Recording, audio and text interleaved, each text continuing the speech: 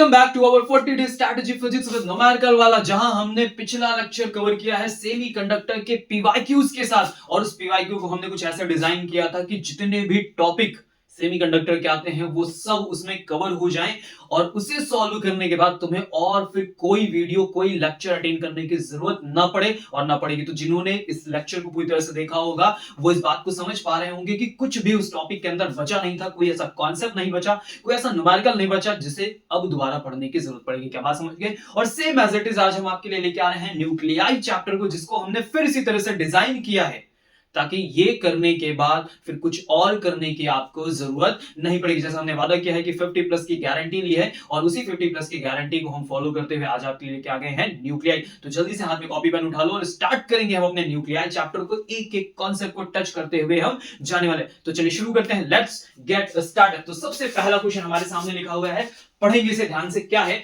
Isotones are nuclides having. Isotones किस तरह के न्यूक्लियस होते हैं, किस तरह के? तो पहला लिखा हुआ है सेम मास नंबर्स, दूसरा सेम एटॉमिक नंबर्स, और तीसरा लिखा हुआ है same neutron numbers but different atomic numbers, different neutron number and different mass number. तो आपने पढ़ा होगा तीन तरह के टर्म्स, आइसोबार, आइसोटोन्स, और सबसे पहला पढ़ा है आपने आइसोटोप। आइसोटोप क्या होते हैं? जिनके एटॉमिक नंबर सेम होते हैं और मास नंबर अलग होते हैं। आइसोबार क्या होते हैं? जिनके मास नंबर सेम होते हैं। और आइसोटोन्स क्या होते हैं? जिनमें न्यूट्रॉन्स के नंबर सेम होता है। तो देखो कहां पे न्यूट्रॉन्स के नंबर को सेम बोला है, तो ऑप्शन नंबर सी में इसने बोला है कि न्यूट्रॉन्स के नंबर सेम है और बाकी चीजें फिर क्या हो जाएंगे? डिफर हो जाएंगे। वेरी सिंपल, आगे बढ़ते हैं। क्या बात समझ गए? तो चलते हैं नेक्स्ट पार्ट पे। अगला क्वेश्चन क्या लिखा हुआ है? The ratio of the nuclear densities of two nuclei having mass number 64 and 124। हमें इसका क्या फाइंड आउट करके देना है? रेशियो फाइंड आउट करके देना है। तो सबसे पहले हम डेंसिटी का फॉर्मूला लिखेंगे। तो डेंसिटी का फॉर्मूला जब हम लोगों ने कैलकुलेट किया तो बन के आता है 3m अपॉन में 4 पाई आर नॉट का क्यूब। और इस पूरे फॉर्मूले में आप ध्यान से देखो तो कहीं भी मास नंबर यानी ए का टर्म नहीं है। इसका मतलब जो हमारी डेंसिटी होती है वो मास नंबर से क्या होती है? इंडिपेंडेंट होती है। और अगर इंडिपेंडेंट होगी, इन पे डिपेंड नहीं करेगी, तो हमेशा आंसर क्या बनेगा? 1:1। तो इसलिए रिजल्ट क्या आएगा? रेशियो 1 का। क्या बात समझ गए? चलते हैं नेक्स्ट टॉपिक पे। इस बात को हम आगे प्रूव भी करने वाले। मैंने कहा ना सब कुछ ऐसे डिजाइन है। अगला question, the radius of x nucleus is r, the radius of y nucleus will be। ठीक है, अब जरा ध्यान से देखो, ये x लिखा हुआ है, यहां पे लिखा है 13 और यहां पे लिखा है 27। तो 13 क्या रिप्रेजेंट करता है? ये रिप्रेजेंट करता है एटॉमिक नंबर को। क्या रिप्रेजेंट करता है? एटॉमिक नंबर को। और ये क्या रिप्रेजेंट करता है? मास नंबर को। जो एटॉमिक नंबर को रिप्रेजेंट करता है उसे हम बोलते हैं प्रोटॉन्स के नंबर। क्या बोलते हैं भाई? उन्हें बोलते हैं प्रोटॉन्स के नंबर। और 27 जो है वो क्या है? ये है सम ऑफ प्रोटॉन एंड न्यूट्रॉन। क्या बात समझ गए? तो आगे कुछ न्यूमेरिकल्स आएंगे जहां पे आपको ये छोटी छोटी बातें ध्यान में रखनी होंगी। क्लियर हो गया? चलो आगे आ जाओ। अब बात को समझते हैं। इन्होंने क्या बोला कि इसकी रेडियस r है, तो इसकी रेडियस बताओ। तो सबसे पहले आ जाओ रेडियस के बारे में। तो रेडियस का रिलेशन एटॉमिक नंबर, सॉरी ये है आपका एटॉमिक नंबर और ये है आपका मास नंबर। तो एटॉमिक नंबर और मास नंबर के साथ कैसे रिलेट होता है तो वो बात समझना। जितना ज्यादा मास नंबर होगा उसके अकॉर्डिंग आपकी रेडियस भी होगी, यानी डिपेंडेंसी किस पे है? ए पे। अब वो डिपेंडेंसी मैं आपके सामने लिख के दे रहा हूं, r is equal to r naught, और ए पे पावर लगती है 1/3। समझ गए? यानी अगर मैं बोलूं तो r का जो रिलेशन है वो डायरेक्टली किससे है? a/3 से। तो चलो सबसे पहले वाले क्वेश्चन पे आते हैं। उसकी रेडियस को हमें r रखना है, हमने रख दिया। यहां लिखा हमने r नॉट, उसके बाद फिर इसका a देखो कितना है, तो a है 27, तो यहां लिखा हमने 27 और 27 पे लगा दी पावर 1/3। सिंपल। जब भी एक टर्म की वैल्यू दे के दूसरा टर्म पूछा जाए तो हमेशा समझ जाना कि रेशियो करके सॉल्व करोगे। हमेशा दोनों वैल्यूज लिखो और रेशियो ले लो। तो अगले वाला क्वेश्चन उठाओ और कह रहे हैं इनकी रेडियस ढूंढनी है, तो इसकी रेडियस को आप लेट कर लो r डैश, लगा दो इक्वल। अब इसके लिए भी फॉर्मूला लिख दो, तो इसके लिए भी फॉर्मूला r नॉट और a की पावर 1/3। अब इसके लिए a ढूंढोगे तो कौन होगा? ऊपर वाला पार्ट कितना लिखा? 125, तो लिखा 125 और 1/3। सिंपल। अगर मैं पूरे पार्ट को डिवाइड करूं तो ये r नॉट हमने कैंसिल आउट कर दिया, मुझे r डैश चाहिए, तो r डैश वाला पार्ट में लेके देखो यहाँ पे आ गया। ठीक है, अब 125 का 1/3 आप लोगे रूट क्यूब, तो कितना मिलेगा? 5, और इसका कितना मिलेगा? 3। तो देखो 5 आ गया इधर r के साथ मल्टीप्लाई में, अपॉन, और इसको इधर भेजोगे तो अपॉन में आएगा, तो कितना हो जाएगा? 3। 5/3 r है कोई ऑप्शन? तो option number A. Simple. Clear हुआ? आसानी से क्या चीजों को जो डिमांड किया जाए उसी फॉर्मूले को लिखना है और कुछ नहीं। इधर उधर दौड़ना भागना नहीं, जो उसने पूछा वही चाहिए मुझे, वही सॉल्व करना। रेडियस पूछा तो रेडियस का रिलेशन इसके साथ जैसा होता है वो उठाया, वो टक किया और आंसर लिया। समझ गए बात को? चलो आगे आते हैं। नेक्स्ट पार्ट पे, ठीक है। बिल्कुल घबराना भागना हड़बड़ाना नहीं, बहुत बेसिक से चलेंगे, वो सब कुछ हो जाएगा, गारंटी है इस बात की। अगला क्वेश्चन देखो क्या है। इनसाइड अ न्यूक्लियस, न्यूक्लियस के अंदर the nuclear forces between proton and proton, proton and neutron and neutron are FPP, FPN, FNN. P proton को रिप्रेजेंट कर रहा है, एन न्यूट्रॉन को रिप्रेजेंट कर रहा है, और यहाँ पे देखो दो बार एन आया मतलब दो बार न्यूट्रॉन।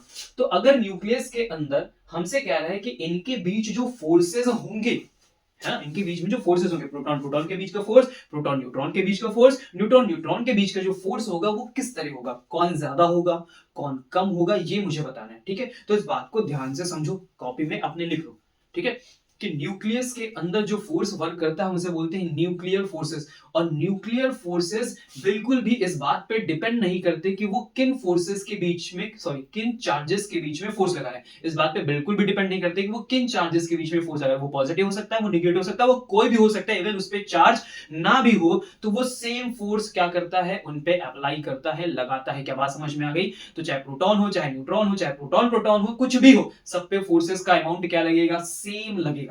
तो ऐसा कोई ऑप्शन दिख रहा है जिसमें सब कुछ सेम बोला गया हो सर? Option number D. क्या बात समझ गए? न्यूक्लियर फोर्सेस सब पे एक्ट करते हैं इक्वल अमाउंट में, समझ गए? याद रखो इस बात को। अगले पार्ट पे आते हैं। नेक्स्ट क्वेश्चन, ए पार्ट में लिखा है state any two properties of a nucleus. Nucleus की कोई दो प्रॉपर्टी पूछी। देखो जरा कितना बेसिक सा क्वेश्चन है। मार्क्स देखो जरा, 3 मार्क्स है। कब का? 2024, जस्ट पहले का, समझ गए? एक साल जस्ट पहले का। देखो तो न्यूक्लियस की कोई दो प्रॉपर्टी लिखनी, बहुत सिंपल से। पहला, सबसे पहली प्रॉपर्टी क्या होगी? सबसे पहली प्रॉपर्टी में आप आ जाओ कि ये बहुत ज्यादा स्मॉल होता है, 10 टू द पावर -15 मीटर की रेंज का होता है, ठीक है। तो सबसे पहली प्रॉपर्टी कि भाई ये पॉजिटिवली चार्ज होता है, सिंपल, पॉजिटिव चार्ज होता है। इसके बाद दूसरी बात, ये क्या होता है? हाईली डेंस्ड होता है। क्या होता है भाई? हाईली डेंस्ड होता है। क्यों हाईली डेंस्ड होता है? क्योंकि पूरे एटम का जो मास होता है वो एक ही जगह पे कॉन्सेंट्रेटेड होता है, और वो जगह कौन सी है? न्यूक्लियस है वो जगह। क्या बात समझ गए? दो प्रॉपर्टीज लिखनी थी, हमने दोनों प्रॉपर्टीज यहाँ पे ऐड कर ली। आगे बढ़ते हैं। Why is the density of a nucleus much more than that of an atom? फिर से साथ सुनना, व्हाई इज द डेंसिटी किसकी? न्यूक्लियस की क्या है? ज्यादा है। किससे ज्यादा है? एटम से। तो ध्यान से समझो, अभी जो हमने थोड़ी देर पहले बात की उसी बात से हम फिर से आ रहे हैं। ये मैंने एक बनाया एटम, और इसके अंदर मैंने बनाया ये न्यूक्लियस, ठीक है। अब समझना डेंसिटी क्यों ज्यादा है। तो डेंसिटी का बेसिक फॉर्मूला क्या होता है भाई? तो डेंसिटी का जब मैं बेसिक फॉर्मूला लिखूंगा तो क्या आएगा? मास, और मास के फॉर्मूले फिर क्या लिखने वाले हो? वॉल्यूम, ठीक है। तो ध्यान से देखो, एटम देखो इतना बड़ा दिख रहा है, तो एटम का वॉल्यूम बहुत ज्यादा होगा, ठीक है। और ये क्या लिख रहा है? न्यूक्लियस, न्यूक्लियस छोटा सा तो उसका वॉल्यूम कम भी होगा। यहां तक बात समझे? अब समझो, पूरे पूरे एटम का जो मास है, पूरे पूरे एटम का जो मास है वो बनाता कौन है? वो बनाता है प्रोटॉन। और कौन बनाता है? न्यूट्रॉन। इलेक्ट्रॉन के पास उतना मास होता नहीं है, समझ गया? लगभग अप्रोक्सीमेटली जीरो लेके चलो उसे एज अ कंपैरिजन। तो पूरा मास बनाने वाला प्रोटॉन और न्यूट्रॉन बैठा कहां पे है भाई? इसी के अंदर। तो सारा मास कौन कैरी कर रहा है? न्यूक्लियस कैरी कर रहा है। जब सारा मास न्यूक्लियस ही कैरी कर रहा है, वो भी छोटी सी जगह पे, तो डेंसिटी इसकी क्यों ज्यादा नहीं होगी सर? बहुत ज्यादा होगी। तो रीजन क्या लिखोगे? Because of whole mass is concentrated, ठीक है, एट अ स्मॉल पॉइंट, आराम से, ठीक है, एक छोटी सी जगह पे कॉन्सेंट्रेटेड है, और उसी को क्या बोलते हो? न्यूक्लियस बोलते हो। That's why the density of a nucleus much more than that of an atom. बस इतनी बात लिखोगे और नंबर ले लोगे। एक नंबर तुम्हें यहां मिलेगा, एक यहां मिलेगा, और एक नंबर तुम्हें यहां मिल जाएगा। बस इतनी सी बात लिखने पे। क्या बात समझ गए? चलो अगले पार्ट पे आ जाओ। क्या? Show that the density of the nuclear matter is the same for all nuclei. सारे न्यूक्लियाई के लिए जो डेंसिटी होती है वो सेम होती है। चलो इस बात को बहुत अच्छे से कहेंगे, क्योंकि ये क्वेश्चन बहुत ज्यादा रिपीट होता है, ठीक है। इसको एकदम मतलब लिख लो, ये बार बार पूछते हैं, बहुत पूछते हैं, इसको ढंग से पूछा जाता है। तो चलें इसको थोड़ा सा किनारे करें और आ जाते हैं सॉल्यूशन पे। हमें शो करना है कि जो डेंसिटी होती है, जो हमारी डेंसिटी होती है, वो सबके लिए सेम होने वाली है। सबके लिए सेम होने का मतलब क्या है? कोई भी हो, जैसे मान लो कि मैंने कोई एक लिखा x, मैंने कोई एक लिखा y, तो आपको पता है कि इसमें जो मास नंबर होगा क्या होगा? वो बदल रहा होगा। इनका जो एटॉमिक नंबर होगा वो क्या होगा? बदल रहा होगा। तो मोस्टली क्या होगा? सबके मास नंबर अलग अलग होंगे, सबके एटॉमिक नंबर अलग। अभी हम आइसोटोप, आइसोबार्स, आइसोटोन्स इन सबको नहीं ले रहे, एक बेसिक नंबर ले रहे हैं 1 2 3 4 5 6 7 8, ठीक है। तो सबके नंबर्स कंटीन्यूअस इंक्रीज ऑर्डर बदल रहे हैं। ठीक है, किसी के लिए भी हम बात कर लें तो सबके लिए जो रिजल्ट मुझे मिलना चाहिए वो क्या मिले? सेम मिले, ठीक है। अब शुरू करते हैं हम लोग अपनी डेंसिटी की कहानी को। ध्यान से सुनो। तो मैं लिखूंगा डेंसिटी का फॉर्मूला, तो क्या मिलेगा मुझे? Mass upon volume. ठीक है। तो मैं पूरे एटम के लिए जो मास लिखूंगा, तो पूरे एटम का मास किससे बन रहा है? प्रोटॉन से बन रहा है और न्यूट्रॉन से बन रहा है। किससे बन रहा है? प्रोटॉन से बन रहा है और न्यूट्रॉन से बन रहा है। तो प्रोटॉन और न्यूट्रॉन का नंबर कौन रिप्रेजेंट करता है? मास नंबर रिप्रेजेंट करता है। तो मास नंबर का मतलब हो गया m इंटू ए। क्या इतनी बात समझ में आई? क्या इतनी बात समझ में आई? चलो मैं इसको थोड़ा डिफर कर देता हूं ताकि तुम्हें एक जैसा ना लगे। कैपिटल लिख दिया मैंने, अभी बात समझ गए। वॉल्यूम क्या लिखोगे? तो वॉल्यूम लिखोगे 4/3 पाई आर क्यूब। क्या बात समझी? क्या लिखोगे? 4/3 पाई आर क्यूब। ओके, अब जरा समझो, ये जो तुम्हारी रेडियस है आर है, इसका रिलेशन होता है किसके साथ? रिलेशन होता है आर का। अगर मैं रिलेशन निकालने जाऊं ए के साथ, ठीक है, तो ये मिलता है 1/3, ठीक है, रूट क्यूब के पार्ट में। और अगर मैं इस आर के पार्ट को ओपन करूं, ठीक है, समझना मेरी बात को, इस आर के पार्ट को ओपन करूं तो मुझे मिलता है आर नॉट ए की पावर 1/3। क्या मिलता है मुझे? 1/3। ये आर नॉट क्या होता है? ये होता है न्यूक्लियर यूनिट। क्या होती है आपकी? न्यूक्लियर यूनिट रेडियस है। क्या बात समझ गए? 1.5 की रेंज का होता है। क्या बात समझ गए? 1.5 इंटू 10⁻⁻15 की, सॉरी 1.2 इंटू 10⁻⁻15 की रेंज का होता है। यहां तक बात समझ में आई? तो this is the relation of R. अब इस आर की वैल्यू को मैं यहाँ पे पुट करूंगा, ठीक है, ध्यान से समझना। आपको क्या करना है, कैसे करना है, वो सारी चीजें देख लो। तो लिखा मैंने 4/3, यहाँ लिखा मैंने पार, चलो सॉरी मैंने लिखी पाई, पार नहीं पाई। ओके, अब यहाँ पे आर नॉट की वैल्यू रखो बेटा। तो आर नॉट ए पे पावर 1/3 लगा दो, होल क्यूब लिखो, ठीक है। अब जैसे मैं क्यूब अंदर लेके जाऊंगा तो ये वाला पार्ट इससे कैंसिल आउट होगा और इस पे लग जाएगा क्यूब। ये 3 मैं घुमा के ऊपर भेज जाऊं तो मैंने लिखा 3m ए अपॉन में लिखा मैंने 4 पाई, और यहाँ पे हो गया आर नॉट का क्यूब, और ए से 1/3 वाली पावर क्या होगी? कैंसिल होगी। यानी कि यहाँ से कैंसिल होगा, उस पे ना लगाना, ठीक है। जब अंदर मल्टीप्लाई होगी तो दोनों पे पावर आएगी। अभी क्या होगा? ए से ए कैंसिल होगी। अब जरा तुम देखो अपना रिलेशन, तो तुम्हारा जो डेंसिटी बन के आया, न्यूक्लियर डेंसिटी बन के आई है, वो 3m upon 4 pi R naught cube आया है। आर नॉट क्या आया है? क्यूब आया है। और जितनी भी वैल्यूज यहाँ पे हैं वो सब कुछ क्या रिप्रेजेंट कर रही है? कांस्टेंट रिप्रेजेंट कर रही है। इसीलिए डेंसिटी जो होती है वो इंडिपेंडेंट होती है, और अगर डेंसिटी ए पे डिपेंड नहीं करेगी, जो नंबर्स चेंज हो रहे हैं उन पर डिपेंड नहीं करेगी, तो फिर ये सबके लिए क्या हो जाएगी बेटा? सेम हो जाएगी। क्या बात समझ गए? सबके लिए क्या हो जाएगी? सेम हो जाएगी। समझ गए बात को? ठीक है, तो इसका स्क्रीनशॉट ले लो, ले लिए, चलो ठीक है, समझ गए ना बात को? समझ गए, चलो आगे बढ़ेंगे, नेक्स्ट पार्ट पे आते हैं, अगले क्वेश्चन को सॉल्व करते हैं। फिर से क्या आ गया क्वेश्चन 23 में पूछा, prove that the nuclear density is same for all nuclei. वही वाला क्वेश्चन है, वही वाला क्वेश्चन है। कर लोगे? वीडियो पॉज करो तुरंत करो, वीडियो पॉज करो तुरंत करो, ये नहीं कि मेरी तरह बढ़ जाओ। पॉज करो, हो गया, चलो गुड, आगे बढ़ेंगे। नेक्स्ट क्वेश्चन 24, 3 मार्क्स का। फिर से देखो, थ्योरीज लिखी है, केवल 3 पार्ट में थ्योरी लिखी होंगी बेसिकली, ठीक है। ए लिखा, बी लिखा, बी में देखो इन्होंने फिर 2 इंपॉर्टेंट वर्ड्स, मतलब इसके 3 पार्ट कर दिए और 3 मार्क्स दे दिए। लिख दोगे आराम से मिल जाएगा, कहां मुश्किल है कुछ गेन करना। चलो आगे बढ़ते हैं, देखो क्या लिखा हुआ है। Write two characteristic properties of nuclear force. Nuclear force की 2 प्रॉपर्टी पूछ रहा है, लिखो भाई। पहली प्रॉपर्टी है शॉर्ट रेंज। क्या होती है रेंज इनके? 10⁻⁻15 मीटर, मतलब बस न्यूक्लियस के अंदर तक काम करेंगे, न्यूक्लियस की रेंज ही है तो न्यूक्लियस के अंदर केवल काम करता है। और दूसरी क्या होती है भाई? पूरे यूनिवर्स का सबसे स्ट्रॉन्ग फोर्स है, क्या है? स्ट्रॉन्गेस्ट, यहां लिख देता हूं मैं, स्ट्रॉन्गेस्ट फोर्स। क्या बात समझ गए? स्ट्रॉन्गेस्ट फोर्स है। और अगर आप लिखना चाहो, ठीक है, तो इसका दो नेचर होता है, कैसा? अट्रैक्टिव भी होता है और रिपल्सिव भी होता है, ठीक है। किसके बाद? 0.8 फर्मी के बाद। कम होगा तो, जैसे 0.8 फर्मी से कम होगा, फर्मी मतलब -15, इससे कम होगा रिपल्सिव होगा, इससे ज्यादा होगा अट्रैक्टिव होगा। 2 लिखनी थी, कोई भी लिख दो जो तुम्हारा दिल करे। आगे बढ़ते हैं। Draw a plot of potential energy of a pair nucleons as a function of their separation। ठीक है, न्यूक्लियॉन्स का मतलब क्या होता है? न्यूक्लियॉन्स किसको बोलते हैं? जो न्यूक्लियस के अंदर होते हैं। न्यूक्लियस के अंदर कौन होता है भाई? प्रोटॉन होता है, न्यूट्रॉन होता है, ठीक है, ऐसे करके। तो मैं एक कोई न्यूक्लियॉन, कोई भी एक आप पेयर ले लो, फॉर एग्जांपल थोड़ी देर के लिए मान लो कि मैंने ले लिया से प्रोटॉन और प्रोटॉन, ठीक है। अब जो प्रोटॉन और प्रोटॉन को मैं बहुत क्लोज लेके जा रहा हूं, ठीक है, तो प्रोटॉन प्रोटॉन पॉजिटिव चार्जेस होंगे, बहुत पॉजिटिव चार्जेस होंगे, तो रिपल्शन होगा। जितना ज्यादा इनके बीच में रिपल्शन होगा, ठीक है, उतनी ताकत लगा के मुझे इनके पास ले जाना पड़ेगा, उतनी ताकत लगा के पास ले जाना पड़ेगा। अब तुम जितना ज्यादा पास लगाने के लिए वर्क डन करोगे, उतना ही एनर्जी इनके बीच में क्या होगी? स्टोर हो जाएगी। उतना एनर्जी इनके बीच में क्या होगी? स्टोर हो जाएगी। तो इनको जितना क्लोज ले जाओगे उतनी ताकत लगा के काम करना पड़ेगा और उतनी ही ज्यादा पोटेंशियल। इसका मतलब समझे क्या हुआ कि जब ये पेयर बिल्कुल पास पास होते हैं, क्लोज होते हैं, तो इनकी पोटेंशियल एनर्जी बहुत हाई होती है। फोर्स कैसा है इनके बीच में? रिपल्सिव है क्योंकि बहुत क्लोज है, तो रिपल्सिव फोर्स है, लेकिन जो पोटेंशियल एनर्जी वो बहुत हाई होगी, यानी पॉजिटिव वैल्यू होगी। और अब इनको दूर दूर करना शुरू करो, तो डिस्टेंस बढ़ रही है, रिपल्शन कम हो रहा है, तो जो फोर्सेस हैं वो वीक हो रहे हैं। जब फोर्सेस वीक हो रहे हैं तो क्या होगा, इनके बीच का जो रिजल्ट हमने देखा ना रिपल्सिव फोर्स का, वो कम हो रहा, पोटेंशियल एनर्जी भी क्या करेगी, डिक्रीज करेगी। क्या बात समझ गए? अब मान लो इनको मैंने और दूर कर दिया, तो एक ऐसा टाइम आएगा कि इनके बीच में फोर्स लगना ही बंद हो जाएगा, क्योंकि दूर दूर हो गए।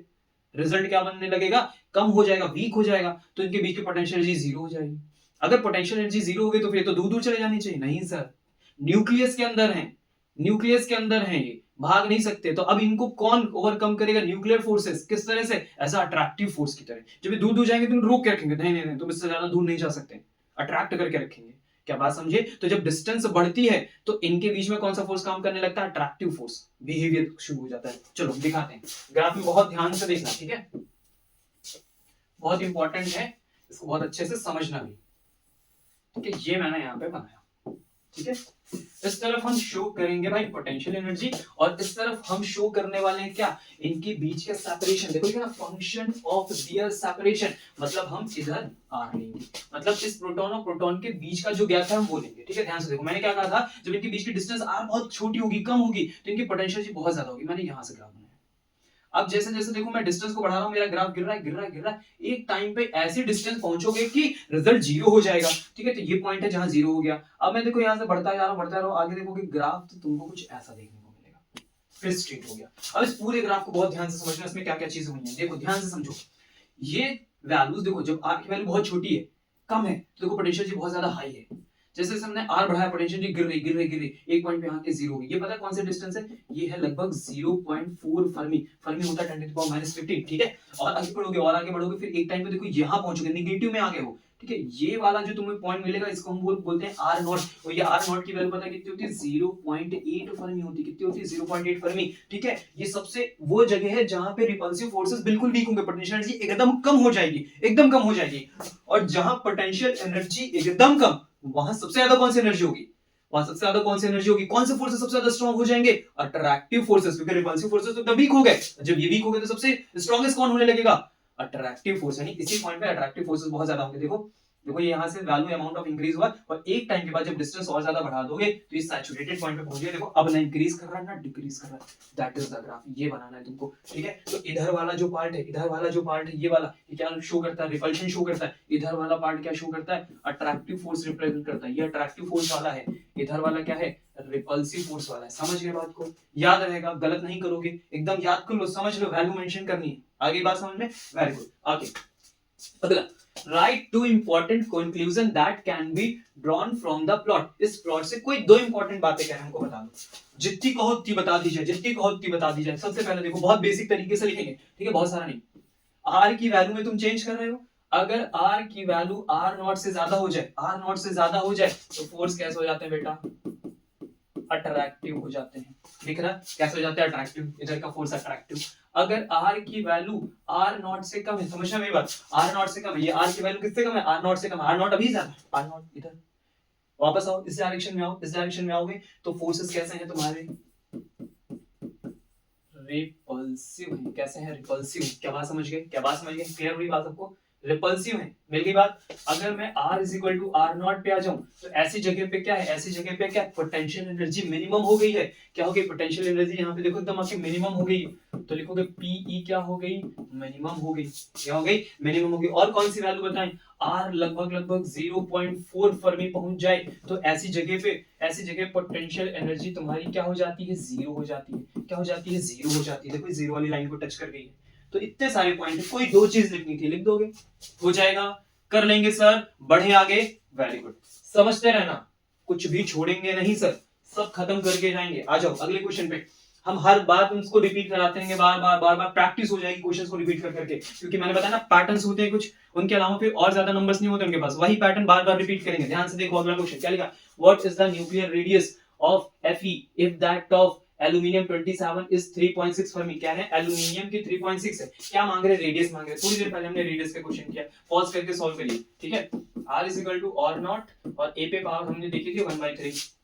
पहले वाली की रेडियस एल्यूमिनियम की उन्होंने बोला 3.6 फर्मी, इज इक्वल टू लिखो भाई तुम यहाँ पे आर नॉट, ए कितना है इसका, तो देखो 27 दिख रहा है, तो 27 पे पावर लगा दो 1/3। मैंने कहा इस तरह का जहां क्वेश्चन तुमको दिख जाए, क्या कर देना, तुरंत रेशियो कर देना। किसके लिए निकालोगे, आर, एफ के लिए हमने आर लेट कर ली। यहाँ लिखो आर नॉट, इसका भी फॉर्मूला ए की पावर 1/3। अब इसका ए ढूंढो कितना, 125 लिखा हुआ है, यहाँ लिखा 1/3, सिंपल। अब ये मत करना महान भावो, प्लीज ऐसा मत करना कि 1/3 से 1/3 कट कर दो पावर, नहीं प्लीज, ठीक है, ये कट होगा नहीं, ये भी उड़ा दो, कर लेते हैं कुछ लोग, ठीक है, ज्यादा पढ़े लिखे होते हैं। 27, ठीक है, आर को इधर लेके आओ, बाकी सब उधर भेजो, तो 3.6 अपॉन वाली चीज उधर जाएगी, तो 125 का रूट क्यूब लोगे तो कितना मिलेगा, 5 मिलेगा, कितना मिलेगा, 5 लिखेगा, ये पॉइंट है।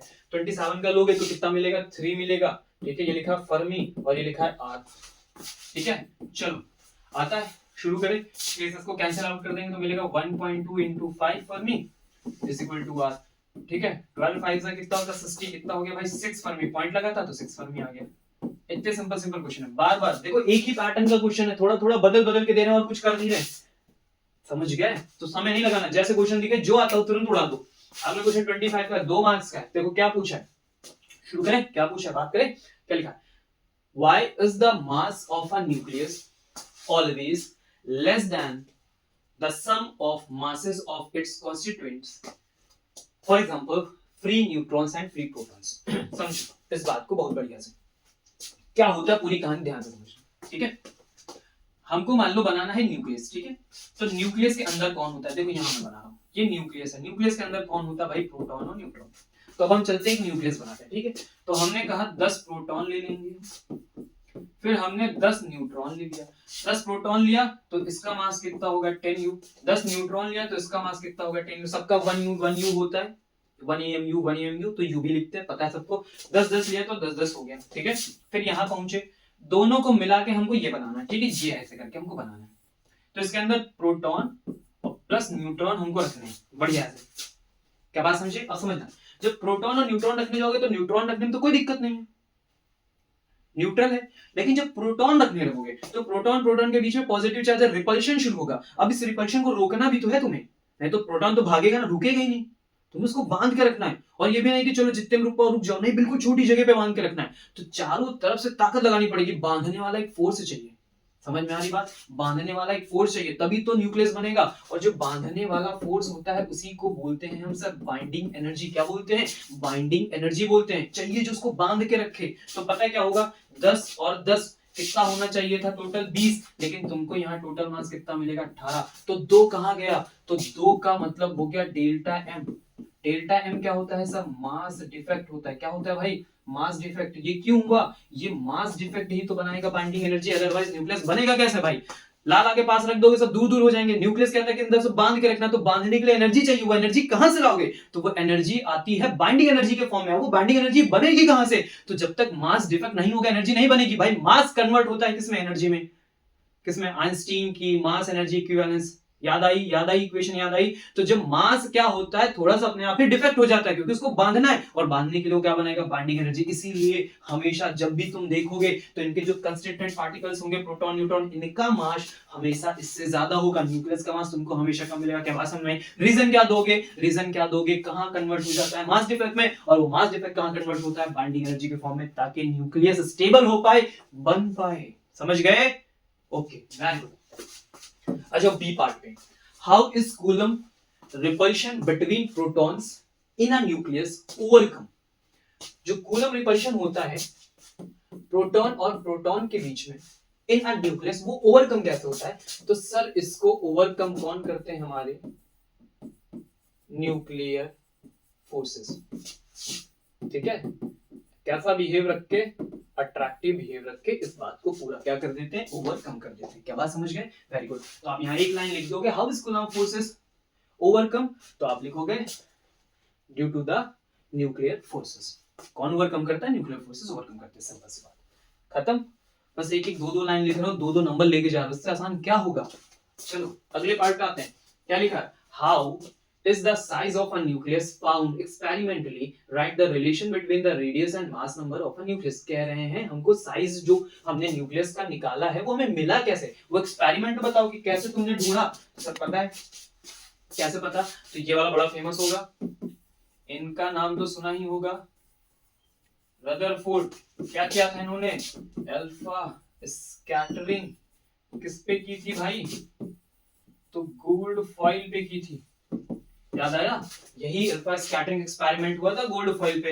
इसी की हेल्प से ही तो हमको पता चला कि इसका साइज कैसा होता है। ठीक है, अब सिर्फ इतना लिखने से बात नहीं बनेगी, सिर्फ इतना लिखने से बात नहीं बनेगी, क्योंकि इसमें ऑब्जर्वेशन भी थे। तो और क्या हुआ, और क्या चीजें ऐड करोगे तो पूरे नंबर मिलेंगे।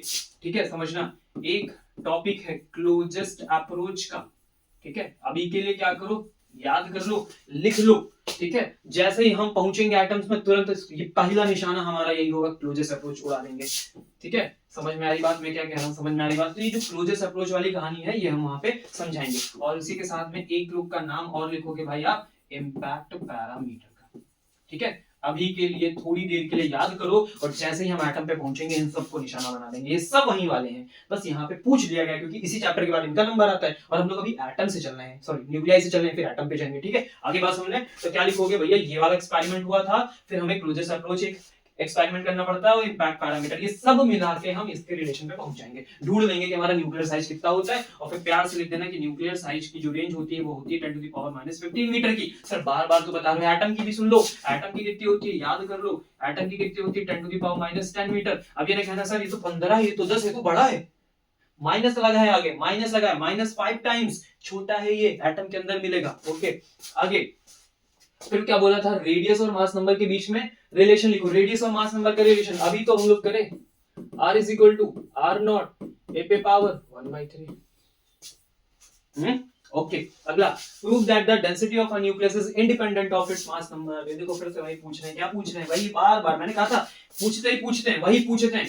तो क्या निकाले थे, density is equal to 3m upon में 4 पाई, याद आ रहा है, r नॉट क्यूब, वही वाला कर चुके हो, कितनी बार कर चुके हो, फिर से पूछ रहे हैं इन्होंने, मन नहीं भर रहा है इनका, बार बार वही पूछ रहे हैं, अलग अलग सेट में वही जा जाके पूछ रहे हैं, तो तुमसे भी यही पूछेंगे। अगले क्वेश्चन पे आ जाओ, नेक्स्ट क्वेश्चन पढ़ते हैं, पढ़ो ध्यान से, क्या लिखा है, the difference in mass of x nucleus, कोई एक्स न्यूक्लियस है और ऊपर 7 चिपका दिया, मतलब वो क्या है, मास नंबर है। Okay, very good. And total mass of इस कंस्टिट्यूएंट न्यूक्लियॉन्स, न्यूक्लियॉन्स किससे बनते हैं, प्रोटॉन और न्यूट्रॉन से, इज 21.00 U। दोनों के बीच का डिफरेंस दिया है, समझना, दोनों के बीच का क्या है, डिफरेंस दिया है, इसका मतलब समझो। ठीक है, अगर मैं प्रोटॉन और न्यूट्रॉन के मास को जोड़ लूं, थोड़ी देर के समझना, और उससे माइनस कर दूं किसके मास को, न्यूक्लियस के मास को। ठीक है, तो क्या बन के तैयार होता है भैया, डेल्टा एम तैयार होता है। डेल्टा एम मतलब मास डिफेक्ट तैयार होता है। अब इसका फॉर्मूला थोड़ा अच्छे से देखो, ये तो एकदम बेकार रद्दी से लिखा, बढ़िया से देखो कैसे लिखते हैं।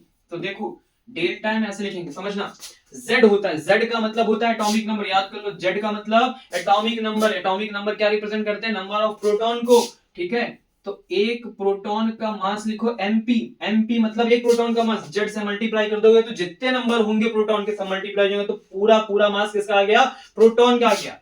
प्लस अब मुझे चाहिए न्यूट्रॉन के नंबर, क्या चाहिए, न्यूट्रॉन का नंबर। तो प्रोटॉन और न्यूट्रॉन दोनों को मिला के क्या बनता है, मास नंबर मिलता है। अगर A से मैं P माइनस कर दूं तभी ना N मिलेगा, तो A मास नंबर और से किसको माइनस कर दूं, प्रोटॉन के नंबर को। प्रोटॉन के नंबर क्या होते हैं, Z होते हैं, तो A माइनस Z लिख दिया, सिंपल सी बात है। अब जो बचा वो क्या है, न्यूट्रॉन्स के नंबर। अब न्यूट्रॉन्स के नंबर को उसके मास से क्या करो, मल्टीप्लाई कर दो, तो पूरा न्यूट्रॉन का बन गया, जुड़ गए दोनों। इससे तुम्हें क्या माइनस करना है, इससे मुझे माइनस करना है मास ऑफ न्यूक्लियस माइनस करना है। जब ये कर दोगे तो क्या मिलेगा भैया, डेल्टा एम मिलेगा। आगे बात समझ में प्रभु, ओके वेरी गुड। आगे देखो क्या क्या है, तो उन्होंने कहा ये जो डिफरेंस है वो कितना है, 21।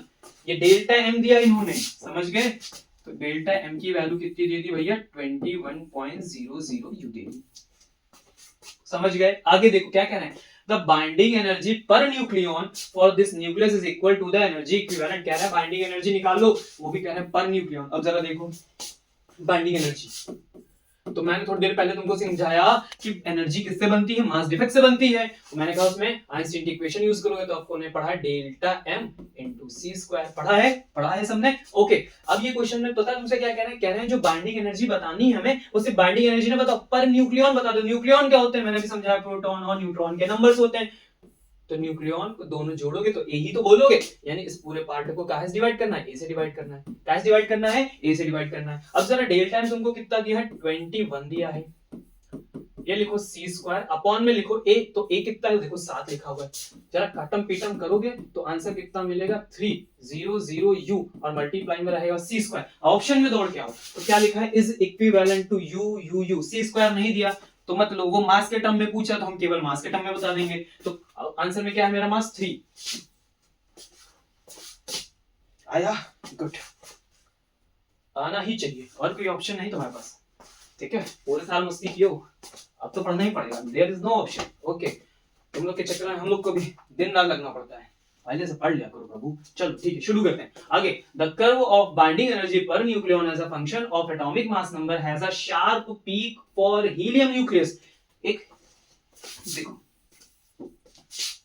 बाइंडिंग एनर्जी पर न्यूक्लियन का, ठीक है, per nucleon as a sharp peak atomic mass number के साथ साथ जब हम बनाते हैं, ठीक है, तो हमको कुछ ऐसा ग्राफ मिलता है, ऐसे करके, ठीक है, ऐसे फिर जाता है थोड़ी देर के लिए, बहुत ज्यादा गिरा दिया मैंने, ऐसे कर कुछ, फिर कांस्टेंट हो जाता है, ठीक है। तो इधर वाले जितने होते हैं सबके छोटे छोटे मास नंबर, फिर बड़ा मास नंबर है, तो जब छोटे छोटे मास नंबर की बाइंडिंग एनर्जी देखो ज्यादा दिख रही कुछ, फिर कम होती है ना, ठीक है, ओके। तो कह रहे हैं कहीं पे हीलियम है, तो मान लेते हैं यहाँ कहीं पे हीलियम है हमारा, इस छुटकी सी जगह पे हमारा कहीं हीलियम है, और हीलियम का जो इन्होंने कहा जो हीलियम है, हीलियम का जो पीक है वो बड़ा शार्प है, तो देखो कुछ ऐसा है एकदम ऐसी खिटी, ठीक है, ऐसा करके, तो कह रहे हैं this implies that helium nucleus is, तो कह रहे हैं बताओ अब हीलियम, ये देख के तुम क्या बताओगे कि हीलियम न्यूक्लियस क्या है, तो ये देख के हम कुछ नहीं बता पाएंगे, ऑप्शन देखो, ठीक है, कह रहे हैं रेडियो एक्टिव है, तो कहते तो गलत, रेडियो एक्टिव कौन होते हैं भैया, जो इधर आते हैं जिनके मास नंबर बहुत ज्यादा होते हैं, है ना, 200 के अक्रॉस कॉर्नर्स हो गए, 170 क्रॉस कर जाते हैं, वो कहीं रेडियो एक्टिविटी शो करते हैं, ये सब हल्के फुल्के लोग का काम नहीं है। अनस्टेबल, अनस्टेबल कह रहे हैं, अनस्टेबल भी कौन होगा, जो रेडियो एक्टिव होगा वही सब अनस्टेबल होंगे, इधर छोटू कोई अनस्टेबल नहीं होता, इनको भी गलत कर दो। इजिली फिजनेबल, इजिली फिजनेबल का मतलब क्या होता है, फिजन जानते हो, फिजन जानते हो, फिजन फ्यूजन दो तरह के होते हैं, फिजन और फ्यूजन, फ्यूजन में क्या होता है हल्के हल्के न्यूक्लियाई मिलते हैं, और फिजन में बड़े बड़े न्यूक्लियाई टूट जाते हैं, एक बड़ा न्यूक्लियाई टूट के दो में बनेगा, समझ गए, तो तुमको लगता है कि हाँ फिजन होगा ये तो हल्का फुल्का हीलियम तो छोटू से बात फिजन करेगा, नहीं करेगा, गलत हो गया, सब गलत हो गया, यही सही है, यही सही है, पढ़ लो। More stable nucleus than its neighbour, ठीक है, इसका पीक जो शार्प है, ठीक है, इसलिए ये ज्यादा स्टेबल हो, इसलिए ये ज्यादा स्टेबल होगा, कहां से, सबसे नहीं बोला, कह रहा अपने अगल बगल वालों से, अपने नेबर से, तो ये अपने अगल बगल वालों से ज्यादा स्टेबल, बस इतनी सी बात है, ठीक है, क्या बात सही है, क्लियर हो गया, ओके, चलो बढ़ते हैं आगे, नेक्स्ट क्वेश्चन पे आते हैं, देखा which of the following statement is not true for nuclear forces, फिर से ध्यान से पढ़ो, ये जरूर पढ़ना है क्योंकि ये तुमको नहीं दिखता है, नॉट ही नहीं दिखता तुमको, बाकी सब दिखता है, नॉट है, कह रहे हैं नॉट, नॉट, ओके, पढ़ो कौन सा not, they are stronger than Coulomb force, तो मैंने कहा था कि यूनिवर्स का सबसे पावरफुल फोर्स है, तो कूलम हो कोई भी हो सबसे ताकतवर होगा, तो ये बात सही है, गलत नहीं है, हमें गलत वाला ढूंढना है, they have about the same magnetic force for different pair of nucleons, सबके लिए फोर्स बराबर होता है, सी क्या है, ये भी सही है, कह रहे हैं दे आर ऑलवेज अट्रैक्टिव, ये बात गलत हो गई, क्योंकि जब हमने अभी क्या किया था, पेयर के लिए बाइंडिंग एनर्जी, सॉरी कह रहे पेयर के लिए पोटेंशियल एनर्जी कब बनाया था, तो उसमें देखा था इधर वाली लाइन जब ऊपर था तो पॉजिटिव पोटेंशियल एनर्जी पे ये रिपल्सिव था, जब नीचे गया तो अट्रैक्टिव हो गया, तो रिपल्सिव भी होता है, तो देखो गलत बोलना है, मतलब ये भी अपने आप सही होगा, बस हमको यही तो चाहिए था, तो ऑप्शन नंबर तुम क्या करोगे, सी टिक करोगे, अरे टिक ना करो, ठीक है, ये आंसर हमारा सही है, सही है, ठीक है, गलत वाला ढूंढना था, गलत वाला ही सही है, गजब मुंह माया है। आगे बढ़ते हैं, अगला question, which of the following figures correctly represent the shape of curve binding energy per nucleus, कहां गया भाई, as a function of mass number, अच्छा लिखा पर as a function of mass number, भाई mass number मतलब एक, उसके साथ बना है, बताओ कौन सा ज्यादा सही लग रहा है, थोड़ी देर पहले भी मैंने बनाया था, जल्दी से बताओ कौन सा सही है, एक लेस हमने, चलो अब मैं बताता हूं ये दोनों गलत है, इतने बेकार तो नहीं थे, अब ये दोनों थोड़े सही सही लग रहे हैं, लेकिन यहां देखो कि यहाँ पे हमको वैल्यू मैक्सिमम मिली, फिर लगभग ये स्ट्रेट लाइन में चल रहे हैं, और हमने कहा कि एक बार जब मैक्सिमम वैल्यू मिले तो ग्राफ गिरना चाहिए भाई, थोड़ा गिरना चाहिए, तो यही वाले में थोड़ा गिरा गिरा हो रहा है, तो भी सही हो, ठीक है, जो गिरता है वो सही नहीं है, जो झुकता है वो सही है, ठीक है, थोड़ा झुका था इसलिए सही हो गया, ओके, अगले क्वेश्चन पे आते हैं, नेक्स्ट पार्ट पढ़ो भाई, असर्शन आया है, द न्यूक्लियस एक्स, यहां मैं लिख लेता हूं, ये क्या है एटॉमिक नंबर, ये क्या है मास नंबर, वाई क्या हो, ये क्या है मास नंबर, ये क्या है एटॉमिक नंबर, ठीक है, तो कह रहे हैं कि ये वाला जो न्यूक्लियस है more stable then the nucleus, इनसे ज्यादा स्टेबल है, अब ये सब इनकी शक्ल देख के कैसे बता दें, ठीक है, चलो पहले इस बात को करेंगे फिर रीजन पाएंगे, नाउ स्टेबिलिटी की कहानी को नोट करो, ठीक है, कौन सा न्यूक्लियस ज्यादा स्टेबल होगा, समझना। जिस न्यूक्लियस के अंदर, चलो यहाँ समझो, जिस न्यूक्लियस के अंदर न्यूट्रॉन के नंबर प्रोटॉन से ज्यादा होते हैं, कंपैरेटिवली ज्यादा होते हैं, वो ज्यादा स्टेबल होता है। इसी बात को हम लोग ऐसे भी याद करते हैं, n/z का जो रेशियो है वो ग्रेटर देन 1 होना चाहिए। z मतलब p, z मतलब p ही तो, n/p या n/z, ऐसा n/z लिखा होगा तुमको कभी, तो n/z मतलब p है, ठीक है, ग्रेटर देन 1। अगर ये तो स्टेबिलिटी ज्यादा होगी तो तुम क्या देखो कि न्यूट्रॉन के नंबर किसके पास है, समझ गए। अभी कहानी समझे, न्यूट्रॉन के नंबर ढूंढो किसमें ज्यादा है। तो चलो न्यूट्रॉन कैसे मिलेगा भैया, ये क्या है, ये लिखा है प्रोटॉन प्लस न्यूट्रॉन और ये खाली लिखा है प्रोटॉन। इससे अगर मैं प्रोटॉन माइनस कर दूं तो बचेगा न्यूट्रॉन। तो 7 से 3 माइनस करो कितना बचा, 4 बचा।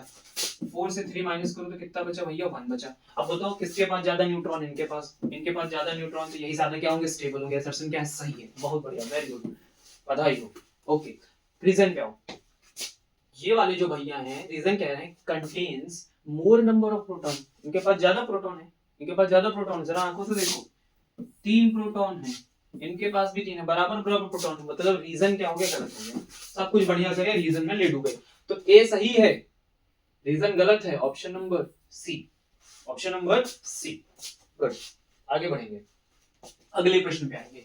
तो अगला प्रश्न आ गया है आपके पास, ठीक है, हमने कहा कुछ छोड़ेंगे नहीं, एवरी थेवरी सब लेते चलेंगे। तो देखो पढ़ो, डिफाइन मास डिफेक्ट। आओ, कह रहे हैं मास डिफेक्ट मतलब क्या मांग रहे हैं, डेफिनेशन मांग रहे हैं, ठीक है। तो समझा तुमको हम बेहतरीन तरीके से दिए ही हैं, लिखे दे रहे हैं, नोट कर लो साथ में, the difference between mass of nucleus and mass of nucleons, ठीक है, या फिर मास ऑफ देयर constituents, कौन, प्रोटॉन्स एंड न्यूट्रॉन्स, ठीक है। कैसे लिखोगे भैया, delta m is equal to, सिखाया था एग्जैक्ट वैसे लिखना है, ठीक है, mp plus e minus z, ठीक है, बढ़िया से लिखना है, ठीक है। ये नहीं बताना है कि कुछ नहीं आता जाता, अच्छे से लिखोगे तो लगे कि पढ़े लिखे लोग लिख रहे हैं, ठीक है ना, चिपका देना p plus n minus n, ठीक है, डोंट डू दिस, ऐसे लिखना बढ़िया बढ़िया, तो बढ़िया से नंबर भी मिल जाएंगे। थोड़ा सा पढ़ना है बस, अब हम समझाएं, अब भी ना समझ पाओ तो फिर दिक्कत वाली बात है, समझ गए, समझ जाओ। ओके, हो गया। और क्या मांग रहे हैं, कह रहे हैं बाइंडिंग एनर्जी, ठीक है, इनको बाइंडिंग एनर्जी भी बतानी, आओ बाइंडिंग एनर्जी भी से इनको बता देते हैं।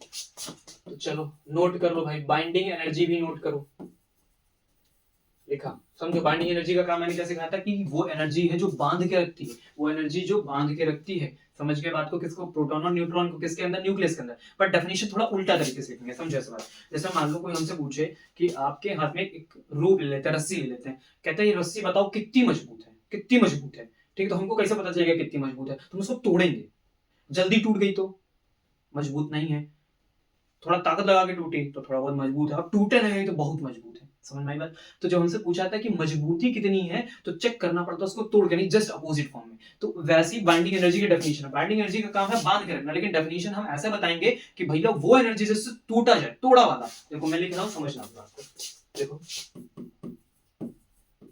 The required energy to break up the nucleus into their, ठीक है, स्पेलिंग का थोड़ा बोल देना, वो भी सुनना, ठीक है, into their constituents protons and neutrons, ठीक है, so that, कहना है वो एनर्जी जो उनको तोड़े, और आगे भी सुनो, so that they may not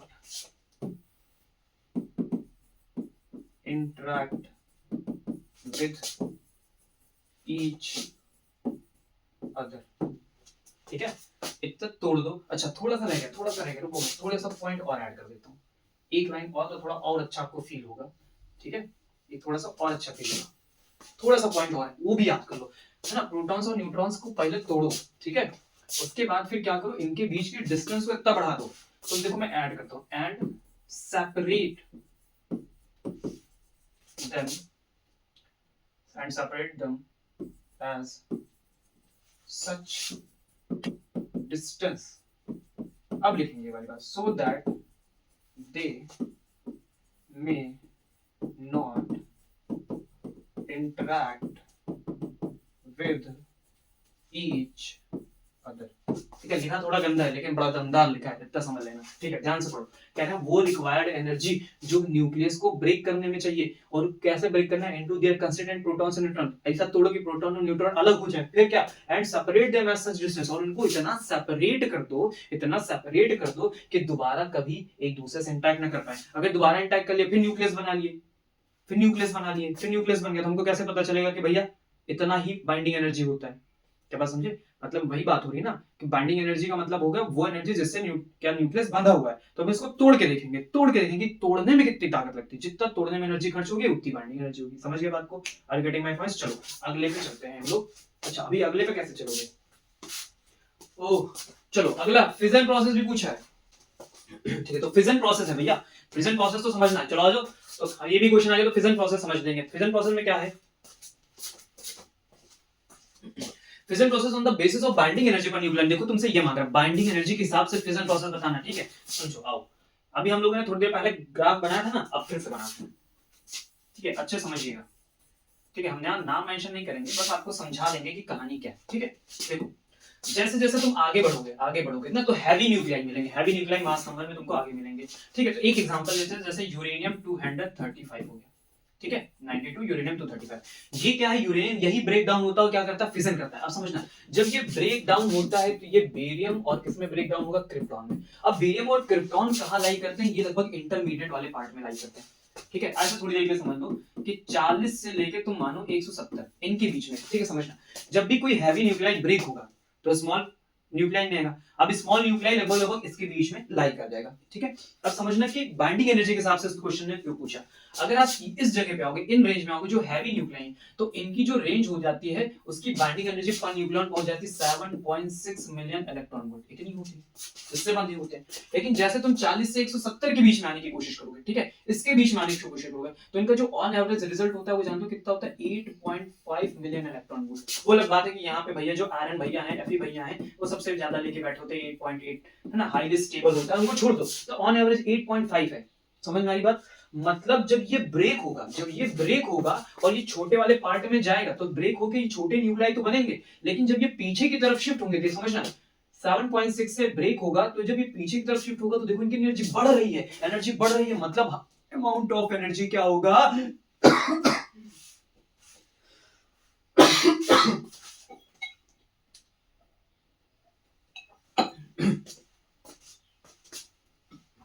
देखो 7.6 मिलियन इलेक्ट्रॉनों से क्या हो रहा है? पीछे की तरफ शिफ्ट हो रहा है, यानी 8.5 मिलियन। जब पीछे की तरफ शिफ्ट हो रहा है तो देखो एनर्जी बढ़ रही है, और जब एनर्जी बढ़ेगी, इसीलिए तो जब फिजन प्रोसेस होता है तो high amount of energy release होती है। क्या बात समझे? यूरेनियम जो ब्रेक डाउन होता है उससे इतनी ज्यादा एनर्जी क्यों आती है? देखो बाइंडिंग एनर्जी कब से समझ में आ रहा है, क्योंकि जैसा हम पीछे की तरफ जब आएंगे तो एनर्जी इंक्रीज हो जाएगी। क्या बात समझ गए? इंटरमीडिएट जो हमारे टर्म्स हैं उसमें देखो इनकी बाइंडिंग एनर्जी इसके कंपैरिजन में ज्यादा है, दैट्स व्हाई, इसीलिए फिजन प्रोसेस होता है। क्या बात समझे? बात समझ गए? Are you getting my points? समझ गए? तो ये कर्व शो कर लोगे, शो करके बता लोगे 40 से 105 के बीच में सर ये वैल्यू होती है, इसका जो अमाउंट होता है यहाँ पे होता है, जब ये ब्रेक डाउन होते हैं तो यहाँ लाई करते हैं, और इसकी वजह से एनर्जी इंक्रीज होती है और इसीलिए रिलीज होता है। That is the fission process. समझ गए बात को? Get it? Are you getting my points? Very good. चलो ठीक है, मेरे काम समझाने का है। ठीक है, समझा दिया। एक बार समझ में आ गया तो कोई दिक्कत नहीं, आराम से लिख लोगे, बस समझ जाना बहुत अच्छे से। अगले पे आते हैं, बी पार्ट। तो बी पार्ट में क्या है? ड्यूट्रॉन जानते हो, आइसोटोप सुने हमने हाइड्रोजन के, याद आया? ड्यूट्रॉन, ट्राइटियम, याद आया? Okay, very good. तो ड्यूट्रॉन क्या होता है? 1H2, मैं यहाँ लिख देता हूँ, क्या होता है भैया? 1H2। ठीक है, contains a proton and neutron. इसके पास एक प्रोटॉन है, एक न्यूट्रॉन है, मतलब इसका मास 1, इसका मास 1, एक एक मिला के 2, इसलिए देखो यहाँ पे 2 हो रहा है। And has a mass of 2.013553, यानी इस न्यूट्रॉन का जो मास है वो इतना है। ठीक है, कैलकुलेट द मास डिफेक्ट, कह रहे हैं मास डिफेक्ट निकालो, किसमें? इन यू में, यू मतलब यूनिफाइड मास। एनर्जी निकालो इन मिलियन इलेक्ट्रॉन वोल्ट में। सारी वैल्यू उन्होंने हमको प्रोवाइड कर रखी है। ठीक है, तो चल इसको किया जाए। तो देखो नजर के सामने से हटा नहीं सकते, तो इन सब का तुम स्क्रीनशॉट और ले लो, ले लिए? ठीक है, चलो अब इनको मैं हटाता हूँ, ठीक है। तो कैलकुलेशन यहीं पे करेंगे, नहीं तो बार बार ऊपर नीचे करना पड़ेगा, ठीक है। ठीक है सर, चलो जो समझाया था बस वही करना है, बहुत मुश्किल काम नहीं है, ठीक है। थोड़ा सा कैलकुलेशन है, जोड़ घटा तो तुम लेते ही हो, जोड़ घटा तो लेते हो, नहीं लेते हो तो कोई बात नहीं यार, थोड़ी सी दिन की बात है, थोड़े दिन के लिए सीख लो, क्या दिक्कत है। आओ समझो क्या दिया, इन्होंने दिया है मास ऑफ न्यूक्लियस किसका, ड्यूटेरियम का। कितना है ड्यूटेरियम का, 2.0135553 U, ठीक है। ठीक है, समझ गए बात को। ओके, डेल्टा निकालना तो तुमको पता है कि दोनों को जोड़ के माइनस करना, बढ़िया। तो देखो ये दिया है mass of proton 00727 U, mass of दिया है न्यूट्रॉन वो 00727, अरे तो सेम वैल्यू दी भाई, बहुत है, बढ़िया, अत्यंत खुशी हुई। चलो डेल्टा निकालो, तो डेल्टा क्या कहता है, mass of proton mass of neutron जोड़ के मास ऑफ न्यूक्लियस उड़ाए दो, ठीक है। तो देखो यहाँ देखते हैं, तो देखो दोनों दो बार आया है, मतलब 2 इंटू कर दे, दोनों को जोड़ते हैं, चलो यही जोड़ लो ना भैया, 7 7 कितना हो गया भैया, 14 हो गया, 1 कैरी गया 14, 1 15 हो गया, फिर 1 कैरी गया 2 2 4 कितना होता है भैया 5 हो गया, 7 7 फिर से 14 हो गया, 14 का 1 कैरी गया तो भैया यहाँ 1 हो गया, फिर यहाँ लिखोगे तुम 0, फिर यहाँ लगाओगे पॉइंट और 1 और 1 कितना हो गया 2 हो गया, देखो जोड़ लिए। कुछ कठिन था इसमें, खाली देख के घबरा जाते हो, ई का है, जोड़ लो भाई, कुछ है ही नहीं इसमें। माइनस एम एन कितना दिया है, ये देखो यहाँ लिखा है कितना है 2.01355 और कितना दिया है 3 दिया है, तुम्हारे सामने ही लिखा। चलो आओ माइनस करते हैं, ठीक है। बहुत कठिन होता है माइनस, ये बहुत दुनिया का सबसे कठिन क्वेश्चन है ये, ध्यान से देखो। 4 से 3 घटाओगे 1 बचेगा, देखा कितना कठिन था। 5 से 5 घटाओगे 0 बचा, 5 से फिर 5 घटा दो फिर 0 बच गया, अरे राम सर। 4 से 3 घटा दिए 1 बच गया, 1 से 1 घटा दिए 0 बच गया, 0 0 घटा दिए, अरे तो नहीं हो पाएगा, कुछ है ही नहीं, उससे कुछ कैसे हटाएं, है ना। ठीक है, बहुत बढ़िया, पॉइंट लगाओ। 2 से 2 माइनस करो सर, ये भी 0 हो गया, इतना बचा सर, ये आया आपके पास, ये that is the mass defect हो गया, डेल टाइम कैलकुलेट हो गया सर, आपको बहुत बहुत बधाई हो, डेल टाइम हमने कर लिया कैलकुलेट, ठीक है। अब ये क्या मांग रहे हैं, कह रहे हैं कि हमको डेल टाइम दे दियो तो अभी आराम नहीं मिला, 3 नंबर ऐसे थोड़ी दे देंगे 2025 में, एनर्जी इक्विवेलेंस चाहिए भैया, बाइंडिंग एनर्जी चाहिए। ये जो डेल टाइम है, ये जो डेल टाइम तुम निकाले हो, मास डिफेक्ट निकाले हो, अगर इसको मैं एनर्जी में कन्वर्ट करूंगा तो कितना एनर्जी बनेगा, ठीक है। अब इसका बहुत सीधा साधा फॉर्मूला सुनना, ठीक है, ज्यादा उधर कुछ ना करना। जो भी तुम्हारा डेल्टा एम निकल के आए, हमेशा उसको किससे मल्टीप्लाई करोगे, 931 मिलियन इलेक्ट्रॉन वोल्ट से, 931 मिलियन इलेक्ट्रॉन वोल्ट से। क्यों सर, क्योंकि 1 यू बराबर होता है 931, अगर एक मास डिफेक्ट होगा इतना 1 यू से, तो इतना बनेगा, तो जितना भी तुम्हारा होगा खाली मल्टीप्लाई मार दो और कुछ ना करना, समझ गए बात को। तो तुम्हारे पास ये देखो वैल्यू है, ठीक है, 0.011, थोड़ा इसको मैं अच्छे से लिख रहा हूं, ठीक है। तो देखो 1 लगभग अप्रॉक्स 1 है, ये 3, ये जो पॉइंट डेसिमल वाला है इसको इधर खिसका रहा हूं, 1 2 3 नंबर खिसकाया, ठीक है, पीछे की तरफ ले गया तो -3 लग जाएगा, ये बन गया 1, मल्टीप्लाई करो इनसे भैया, तो 931, ठीक है, मिलियन इलेक्ट्रॉन वोल्ट, MeV लिखा हुआ है, क्या लिखा हुआ है, MeV लिखा हुआ है। अच्छा MeV में ही देना है क्या, हाँ MeV में देना, तो कुछ छेड़छाड़ी मत करो सर, कुछ छेड़छाड़ मत करो, बस देखो 0.00 मान लिखो, आसान है। अब ये 3 पॉइंट इनको खिसका के चिपका दो, ठीक है, ये लिखा है यहाँ पे 0.5। अब देखो 3 पॉइंट है, अगर जब भी तुम किसी करोगे, यानी अपॉन में क्या लिखा हुआ है 1000, 1000 से इसको डिवाइड कर दो, समझ रहे हो बात को, कुछ नहीं समझ रहे हो, ये लिखा है 1000 से डिवाइड करो तो डेसिमल इधर खिसकेगा, 0.9315, खत्म हो गया। ये क्या बन गई, एनर्जी बन गई, अरे भैया क्या बन गई, एनर्जी बन गई, खत्म हो गया। पूरे पूरे 3 नंबर इतनी सी बात पे मिल गए, अगर आता है तो दौड़ के ले लोगे, क्या बात समझ गए। चलो नेक्स्ट टॉपिक पे, अगले पॉइंट चलते हैं। तो हम चलेंगे अपने नेक्स्ट पार्ट पे, और अगला पार्ट देखो हमें क्या दिया गया। पहला क्वेश्चन पढ़ेंगे, डिफाइन एटॉमिक मास यूनिट। तो एटॉमिक मास यूनिट क्या होती है सर, बहुत सिंपल सी बात है, कैसे इसको डिफाइन करते हैं, तो लिखेंगे यहाँ पे इट इज डिफाइंड एज, समझना, it is defined as 1/12 of mass of one single atom, ठीक है, वन सिंगल कार्बन, ठीक है, कार्बन 12 एटम, ठीक है, कार्बन का 1/12, तो कार्बन का जो टोटल मास होता है वो कितना होता है भाई 12 होता है, इसका 1/12 पार्ट कर दोगे तो क्या मिलेगा 1 यू मिलेगा, ठीक है, that is defined as the atomic mass unit. क्या बात समझ में आ गई। वापस अब आ गया सेकंड पार्ट, क्या लिखा है, calculate the energy required to separate a neutron into its constituent part. इसमें हमको क्या मिला, इसका मतलब ये हमसे कौन सी एनर्जी मांग रहा है, बाइंडिंग एनर्जी। थोड़ी देर पहले हमने सीखा था कि ये वो एनर्जी है जो इनके कंस्टिट्यूएंट पार्ट्स को यानी प्रोटॉन को न्यूट्रॉन को इतनी दूर कर दे कि दोबारा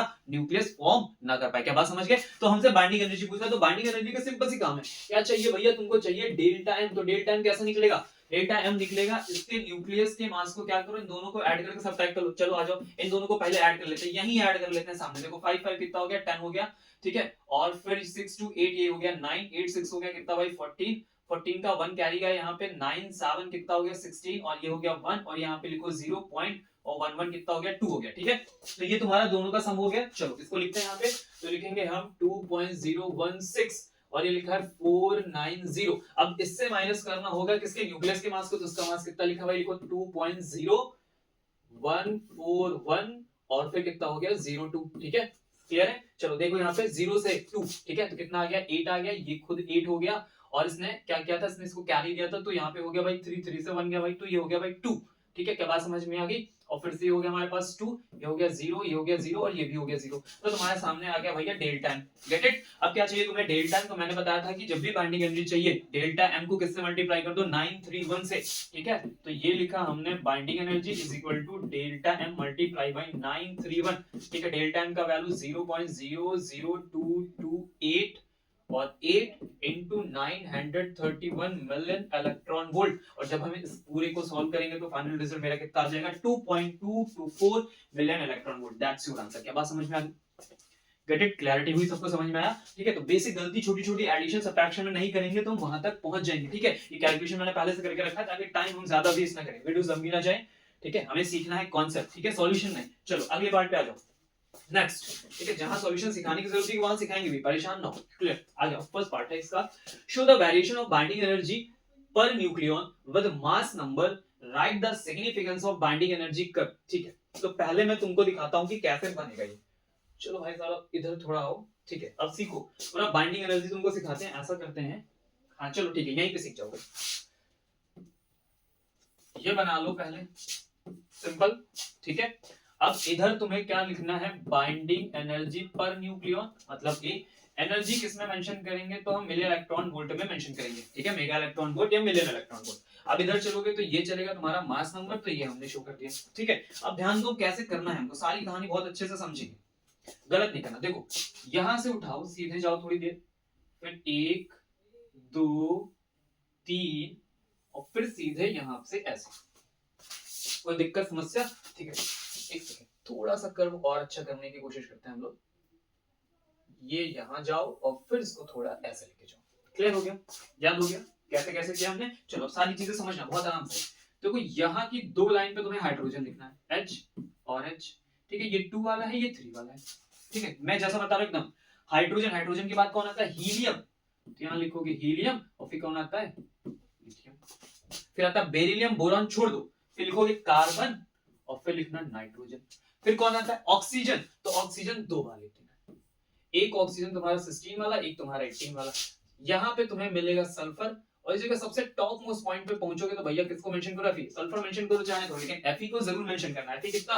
56, ठीक है। आगे पहुंचोगे तो सबसे यहाँ पे लास्ट में आते आते थोड़ा स्ट्रेट होने लगेगा, तो यहाँ पे आप यूरेनियम 238 को मेंशन कर दो, बस कहानी खत्म हो गई, हो गया, बन गया ग्राफ, ठीक है। अब तुम यहाँ पे 56 यहाँ पे आया है, तो यहाँ से 10 20 30 40 50, देखो जैसे मान लेते फॉर एग्जांपल 50 यहाँ पे, तो यहाँ आसपास कहीं 60 मेंशन कर देंगे, ठीक है। यहाँ आसपास कहीं 40 मेंशन कर देंगे, यहाँ पे कहीं 30 मेंशन कर दो, यहाँ कहीं 20 मेंशन कर दो, यहाँ कहीं 10 मेंशन कर दो। तो अपने अकॉर्डिंग ये वैल्यूज देखते चले जाओ और ऐसे ऐसे वैल्यू को मेंशन कर दो, ताकि हम 238 वहां पहुंचे। तो यहाँ कम से कम, जैसे यहाँ पे मैंने लिखा 238, ठीक है, तो यहाँ पे जो वैल्यू मेंशन करो वो कितनी हो जाए? 240 हो जाए, बन के तैयार हो गया। Simple, that is the binding energy. जो इंपॉर्टेंट पॉइंट है ना ये टर्म्स है, अगर ये हम ज्यादा ज्यादा याद रखेंगे तो कर ले जाएंगे। समझ गए बात को? Okay clear. अब दिखा significance of the binding energy. Significance क्या होगा बाइंडिंग एनर्जी का? तो बहुत सारी सिग्निफिकेंस है, क्या क्या देखने को मिलता है, ध्यान से देखो। सबसे पहले समझो बात कि जैसे जैसे हम मास नंबर के साथ आगे बढ़ रहे होते हैं, ठीक है, तो देखो बाइंडिंग एनर्जी इंक्रीज करती है, ठीक है। बाइंडिंग एनर्जी तो इंक्रीज करती है, लेकिन क्योंकि नंबर ऑफ न्यूक्लियॉन्स भी इंक्रीज कर रहे होते हैं, तो बाइंडिंग एनर्जी पर न्यूक्लियॉन डिक्रीज भी करती है, ठीक है। बेसिक चीज समझो, देखो ध्यान से समझना। जो मेरा एटॉमिक नंबर ए है, ठीक है, उसकी वैल्यू मैं 40 से ग्रेटर देन ले लूं और लेस देन 170 ले लूं, तो यहाँ के बीच में जितने भी तुम्हारे एटम्स आएंगे, जितने भी तुम्हारे न्यूक्लियस आएंगे, वो सब क्या होंगे? मोस्टली स्टेबल होंगे। ये पहली बात। ठीक है, अगली इंपॉर्टेंट बात मैं यहाँ पे मेंशन कर रहा हूँ। नेक्स्ट इंपॉर्टेंट बात क्या कि जो भी हायर, ठीक है, जो भी न्यूक्लियस जिनका मास नंबर ज्यादा होगा, किससे ज्यादा होगा, ठीक है, किससे ज्यादा होगा 230 से, तो ये लोग क्या करते हैं सर, ये लोग करते हैं फिजन का प्रोसेस। क्या करते हैं? फिजन प्रोसेस करते हैं। इनका जो अमाउंट होता है, जो बाइंडिंग एनर्जी पर न्यूक्लियन होती है, वो 7.6 मिलियन इलेक्ट्रॉन वोल्ट पे, और जब ये फिजन प्रोसेस करके ब्रेक डाउन होते हैं तो ये लाइटर न्यूक्लियाई में ब्रेक हो जाते हैं और इनकी एनर्जी किसके बीच में लाई कर जाती है? 4770 के बीच में लाई कर जाती है, जिसकी एनर्जी लगभग कितनी होती है? 8.5 बिलियन इलेक्ट्रॉन वोल्ट होती है। क्या बात समझ में आई? इसके बाद यहाँ आओगे तो जो हमारे लाइटर न्यूक्लियाई होते हैं, ठीक है, लाइटर न्यूक्लियाई कौन भैया? जो लेस देन कितना हो, जो लेस देन कितना हो 20 हो, 20 से लेस देन, छोटे मोटे ये हीलियम हाइड्रोजन ये सब वाले, तो ये लोग क्या करते हैं? ये लोग क्या करते हैं भैया? फ्यूजन का प्रोसेस करते हैं। क्या करते हैं? फ्यूजन का प्रोसेस करते हैं। फ्यूजन का प्रोसेस करने के बाद ये क्या बनाते हैं? हैवी न्यूक्लियाई बनाते हैं। समझ लो बहुत अच्छे से बात को, क्या बनाते हैं? हैवी न्यूक्लियाई को फॉर्मेशन करते हैं। जो ये प्रोसेस करेंगे, ठीक है, उनकी एनर्जी भी क्या होती है? कम होती है, और जब वो हैवी न्यूक्लियाई में आते हैं तो ये फिर से कहां जंप कर जाते हैं? स्टेबिलिटी के अंदर स्टेबल हो जाते हैं, और उनकी फिर से एनर्जी लगभग 8.5 और इन सब के अप्रॉक्स टच करती है। इसीलिए दोनों प्रोसेस में, चाहे फिजन हो चाहे फ्यूजन हो, दोनों प्रोसेस में एनर्जी क्या होती है? रिलीज होती है, थोड़ी बहुत नहीं, बहुत ज्यादा रिलीज होती है। क्या बात समझ में आ गई? तो that is the significance. Okay, चलो अगले क्वेश्चन को पढ़ते हैं। B part, two nuclei with lower binding energy, जिनकी बाइंडिंग एनर्जी भी कम है per nucleon, form a nuclei, वो एक न्यूक्लियाई बनाते हैं विद मोर बाइंडिंग एनर्जी पर न्यूक्लियंस, जिसकी बाइंडिंग एनर्जी पर न्यूक्लियन ज्यादा है। सिंपल बात है, दो न्यूक्लियाई हैं जिनकी बाइंडिंग एनर्जी भी कम है, और फिर वो एक न्यूक्लियाई बनाएंगे, तो समझो दो से एक बन रहा है। इसका मतलब सिंपल सी बात है, तुम ऐसे जान जाओगे क्या होगा? फ्यूजन का प्रोसेस होगा। मैंने बोला ना, यहाँ पे है तो अभी इनका जो बाइंडिंग एनर्जी कम है, जैसे इसके अंदर आएंगे तो ज्यादा हो जाएगा। तो कौन सा प्रोसेस है? एक लाइन में लिखना है। तो क्वेश्चन ने पूछा what type of nuclear reaction it is, किस टाइप की है भैया ये? तो लिखोगे फ्यूजन है सर ये। आगे, whether the total mass of nuclei increases, कह रहे हैं whether the total mass of जो न्यूक्लियाई है वो इंक्रीज होगा, डिक्रीज होगा, या फिर रिमेन सेम होगा। तो आपको पता है कि जब किसी का न्यूक्लियस फॉर्म होता है तो उसमें से थोड़ा मास डिफेक्ट हो जाता है, जो बाइंडिंग एनर्जी बनाता है, इसका मतलब थोड़ा कम हो जाएगा, तो लिखेंगे decreases. Does the process require energy और प्रोड्यूस एनर्जी, तो कह रहे हैं जो फ्यूजन प्रोसेस उसमें एनर्जी बनती है या उसको चाहिए होती है? तो एनर्जी बनती है sir, hydrogen bomb energy release करता है, तो क्या होगा? Produce energy. आगे बात सुनिए, 3 मार्च 2025 में ये बनाया, सिग्निफिकेंस याद किया और यस नो को करेक्ट किया और कहानी खत्म हो गई। इससे बढ़िया क्या लोगे? आगे बात समझे? आगे बात समझे? चलो आगे बढ़ते हैं और अगले क्वेश्चन पे चलेंगे। ठीक है, क्वेश्चन नंबर नेक्स्ट आ जाएंगे। तो क्या लिखा? Calculate the mass of an alpha particle in atomic mass unit, okay, given mass of a normal helium atom 4.002603 U, mass of carbon atom is equal to 1.9926 into 10 to power minus 26 kg। ठीक है, अब जरा समझो, ये क्या है? एक बढ़िया क्वेश्चन है, ठीक है, कंफ्यूजन क्रिएट करता है। अभी तुमने जितना सीखा तो तुम इसमें जाके दिमाग लगाओगे तो लगेगा नहीं, क्योंकि जब तक हम इस तरह के क्वेश्चंस को टच नहीं करेंगे तब तक हम कर भी नहीं पाएंगे। ये खासियत है कुछ क्वेश्चंस की, समझे? अब कितना भी सोचो, अब कहीं ना कहीं चूक जाओगे। चलो अब बहुत बेसिक से कहानी को समझते हैं। अगर तुम्हें दिमाग में आ रहा हो तो लग रहा होगा कि यार हीलियम एटम और यहाँ पे अल्फा पार्टिकल दोनों तो सेम होते हैं, यही सीखा हमने, तो जितना मास इनका है वही इनका हो गया, बात खत्म हो गई। बस अब ध्यान समझो, अल्फा कैसे बनता है तो समझिएगा। अल्फा बनाने के लिए हीलियम एटम से 2 इलेक्ट्रॉन बाहर किए जाते हैं। आई बात समझो हीलियम कैसे होता है। तो हीलियम में क्या होगा? हीलियम में मेरे पास एक प्रोटॉन होगा, एक न्यूट्रॉन होगा, ठीक है, और साथ में 2 इलेक्ट्रॉन होंगे। लेकिन जैसे तुम अल्फा बनाओगे तो बस अल्फा बनाने में एक प्रोटॉन बचेगा, एक न्यूट्रॉन बचेगा, और माइनस हो जाएगा 2 इलेक्ट्रॉन, ये बाहर जाएगा, तब जाके अल्फा बनेगा। तो नॉर्मल हीलियम का मुझे मास दिया है जिसमें इलेक्ट्रॉन का मास भी ऑलरेडी क्या है? ऐड है। क्या इतनी बात समझ में? और अगर तुम्हें अल्फा बनाना है तो अल्फा बनाने के लिए उसमें से 2 इलेक्ट्रॉन बाहर कर दो, बस कहानी खत्म होगी। क्या बात समझे? सिर्फ अल्फा का मास चाहिए तो 2 इलेक्ट्रॉन का मास माइनस कर दो और आंसर आ जाएगा। बस इनको जो आंसर चाहिए वो किसमें चाहिए? यू में चाहिए। अब इन्होंने यहाँ पे देखो कार्बन एटम का मास दिया, ये किस लिए दिया? ठीक है, अब समझना क्यों दिया, याद करना। जो इलेक्ट्रॉन का मास होता है वो हमें याद है 9.1 into 10 to the power minus 31 kg, याद है आपको? ओके, अभी जो कार्बन एटम का मास है, तो कार्बन एटम मतलब होता है C12, C12 का मतलब हो गया 1.9926 into 10 to the power minus 26 kg। हो गया? अब समझना, मुझे यहां से क्या चाहिए? मुझे यहां से पूरे कार्बन का मास है, और हमने सीखा है कि अगर मुझे एक U का मास चाहिए तो क्या करना पड़ता है, इसका 1/12 करना पड़ता है, 1.9926 into 10 to the power minus 26 kg। क्या बात समझे? जब मैं इससे डिवाइड कर दूंगा, इस पूरे पार्ट को जब मैं इससे सॉल्व करूंगा, डिवाइड करके जब इसका आंसर निकालूंगा, ठीक है, तो मुझे एक का चाहिए होगा, एक का रिजल्ट मिलेगा कि वो किसके बराबर होता है, तो वो भी हमने याद करके रखा, कितना 1.67 into 10 to the power minus 27 kg। याद है सबको? याद है 1.67 या 1.66 ऐसे करके याद रखा है सबने? क्लियर? ये आ गया 1 u का। अब ये kg में है और एक u बराबर इतना होता है, तो इसको कन्वर्ट कर लिया जाए किसमें, u में कन्वर्ट कर लिया जाए। चलो तो देखो कैसे कन्वर्ट होगा भैया u में, तो लिखा 9.1 into 10 to the power minus 31 kg। ठीक है, इस पार्ट को u में कन्वर्ट करने के लिए तो एक u में कितनी वैल्यू है, तो 1.67 into 10 to the power minus 27। ठीक है, क्या बात समझ में आ रहा है? इस रिजल्ट को, ये जो वैल्यू हमने निकाली है, इससे हम क्या करेंगे, डिवाइड करेंगे। ठीक है, ये सब हटाओ पहले सर, -27। अब इसको जब हम सॉल्व करेंगे तो जो मेरा आंसर आएगा, ठीक है, वो कितना आएगा, ध्यान से देखो, 0.00054858। कितना आंसर आएगा, 0.00548558। That's your result. और ये किस में आ गया, यू में आ गया। ठीक है, ये किसका आ गया, इलेक्ट्रॉन का मास कन्वर्ट हो गया इसमें, इसलिए ये वैल्यू दी गई थी। आप चाहो तो उसे यूज करोगे कैलकुलेशन में। समझ में आई बात? कार्बन जो समझ में आता कि क्यों दिया गया था, वो इसलिए दिया गया था कि पूरे कार्बन का ये मास है। आप यहां से एक यूनिफाइड मास निकाल लो और उसी यूनिफाइड मास से जब आप इलेक्ट्रॉन को डिवाइड करोगे तो उसका रिजल्ट यू में मिल जाएगा। मुझे मिल गया, मुझे यू में। अब क्या करना है, बस 2 माइनस कर देना है। तो चलो सबसे पहले 2 ऑफ ई की वैल्यू निकाली जाए। ठीक है, तो 2 इंटू लिखेंगे 0.0005485। ठीक है, आज जो मल्टीप्लाई करते हैं तो 2 से मल्टीप्लाई करना है, तो कितना हो गया, 8 2 16, 5 2 10, 1 कैरी गया, 16 1 17, एक कैरी गया, 8 1 9, और फिर 5 2 10, 0 1। अभी 2 0 बचे, तो ये 2 0 लिखे मैंने, यहाँ पे पॉइंट लगाया। ठीक है, और ये हो गया मेरा 0। ठीक है, तो मेरे पास ये कुछ रिजल्ट आ गया, 0.00109716 के आसपास आंसर आ गया। ठीक है, अब मुझे क्या करना है, इन दोनों के मास से उसे माइनस कर देना है। क्या कर देना है, इन दोनों के मास से उसे मुझे क्या कर देना है, माइनस कर देना है। ठीक है, उतनी वैल्यू हटा देनी है। देखो, तो ये मुझे टोटल रिजल्ट दिया है, इस टोटल रिजल्ट से 2 इलेक्ट्रॉन बस बाहर करने हैं। तो ये वैल्यू मेरे आंखों के सामने लिख रही है, ध्यान से देखो। चलो लिखेंगे 4.00260 और इससे मुझे माइनस करना है उस वाले अमाउंट को। ठीक है, तो यहाँ लिखोगे 0.0109716। ठीक है, ऊपर कर लेते हैं तो फिर मजा आए थोड़ा। और यहाँ पे भी 0 लिखा है। चलो माइनस करो, तो 2 0 बढ़ा दो सर, ये हो गया 10, 10 से 6 गया 4, ये 9 से 1 गया भैया, कितने बचेगा, 8 बचेगा। इसने कैरी दिया। ठीक है, इसने कैरी दिया, तो उसके पास कितना हो गया, 12। 12 से आप हटा दो, कितने हटाना है, 12 हो गया, और 12 से 7 हटाओगे तो कितना बचेगा, अरे यार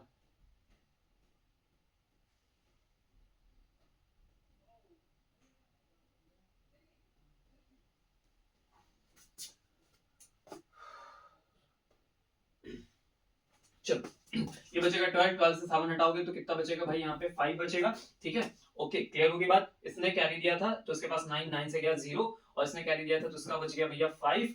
क्लियर होगी बात। और ये 2 से गया 1, ये भी 0, ये भी 0 पॉइंट, और ये हो गया 4। That's your answer, 4.0150584। तो ये किसका हो गया, अल्फा का रिजल्ट आ गया in the terms of you. क्या बात समझ गए? थोड़ी बहुत 1-2 पॉइंट्स आप एक बार फिर से चेक कर लीजिएगा, मे बी थोड़ा बहुत इधर हो सकता है, अदरवाइज हमने प्रॉपर कैलकुलेशन कर लिया, उसको ध्यान से करना। क्या बात समझ में आ गई? तो ऐसे क्वेश्चंस जो होते हैं, देखो 25 में उन्होंने डिजाइन किया, थोड़ा डिफर करने की कोशिश की है, तो आपको ये थोड़ा सा खुला रखना पड़ेगा। समझ में आया? ये थोड़ा सा खुला रखना पड़ेगा कि एक्चुअल में बेसिक चीजें हैं क्या। बेसिक अगर स्किप नहीं किया तुमने तो तुम हर चीज कर लोगे। क्या बात समझ गए? चलो अगले पार्ट पे आते हैं, नेक्स्ट क्वेश्चन पे आते हैं।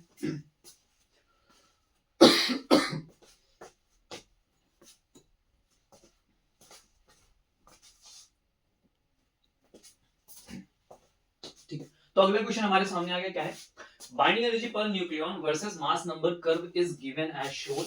ठीक है, उसमें मुझे S दिया गया है Az, W दिया गया Z1A1, X दिया है Z2A2 और Y दिया है Z3A3 are 4 nuclei indicated on the curve. ठीक है, कर्व पे बनाए गए हैं, देखो आपको साफ साफ दिख रहा है Y X W S। Okay, अब बेस्ड ग्राफ क्वेश्चन है, देखो क्वेश्चन क्या पूछ रहा है, वही आंसर देना है। क्या है, arrange X W and S in the increasing order of stability. Stability किसकी ज्यादा है, तो कर्व में पहचान बहुत सिंपल है सर, ये स्टेबिलिटी इस पॉइंट पे देखो, कर्व जहां जितना ऊपर, जितना ज्यादा बाइंडिंग एनर्जी पर न्यूक्लियन उतना ज्यादा स्टेबिलिटी। तो सबसे ज्यादा किसके पास है? एक्स के पास है, फिर डब्ल्यू के पास है, फिर एस के पास है। तो किसमें चाहिए है मुझे भाई? इंक्रीजिंग ऑर्डर में चाहिए। तो सबसे पहले छोटा वाला ढूंढो, एस लिखो, एस से ज्यादा डब्ल्यू के पास और उससे ज्यादा किसके पास है भाई? एक्स के पास। सिंपल हो गया, आसान, वेरी गुड। आगे बढ़ते हैं।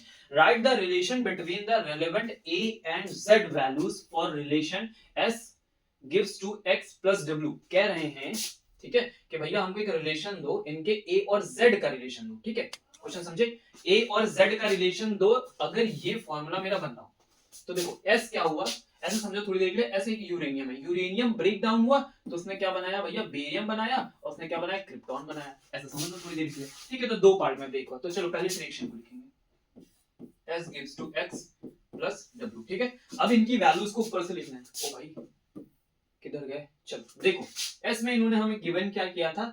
यहां लिखा था ए और यहां लिखा था जेड। एक्स में इन्होंने क्या मेंशन किया था? यहां लिखा था भाई Z2 और यहां लिखा था उन्होंने A2। दिख रहा है सबको? ध्यान से देखो, W में क्या लिखा हुआ था भाई? यहां लिखा था Z1 और यहां लिखा था A1। अभी कह रहे रिलेशन बताओ A का, तो इनके A के साथ रिलेशन इसका क्या लिखोगे भाई? तो A is equal to A1 plus A2। Z का रिलेशन लिखो, ठीक है, यही तो ब्रेक होके बना है, Z1 प्लस Z2। सिंपल, आगे बात समझ में? बस ये रिलेशन था, कह रहा था ना इसके लिए एक रेलेवेंट रिलेशन दे A और Z का, तो ये है A और Z का रिलेशन। आगे बात समझ में? ओके, नेक्स्ट क्वेश्चन पढ़ो। क्या लिखा? Explain why binding energy for heavy nuclei is low. Heavy nuclei के लिए जो बाइंडिंग एनर्जी होती है वो लो क्यों हो जाती है? ठीक है, अच्छा इसकी बात समझो, देखो ऐसा ऐसा क्यों है? ये कहानी बहुत अच्छी है, बड़ा बढ़िया क्वेश्चन है ये वाला। ठीक है, बेसिक बात है जो हम पहले से जानते हैं, और बेसिक खास बात है कि जो तुम जानते हो उसी को बता के कहता क्यों, ये बड़ी खास बात है। हमें पता है कि भाई हायर न्यूक्लियाई के लिए जाओगे तो बाइंडिंग एनर्जी कम हो जाती है, ये हमें याद है। और वो कहता है कम है, क्यों? समझो क्यों। देखो ये जो पूरा पूरा गेम है ना, वो एक कंपटीशन है। कंपटीशन है किसका? दो फंडामेंटल फोर्सेस के बीच का। ठीक है, कौन कौन है वो दो फंडामेंटल फोर्सेस? पहला कौन है?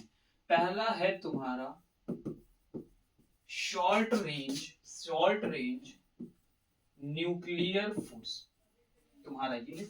दूसरे भाई साहब कौन है? लॉन्ग रेंज के।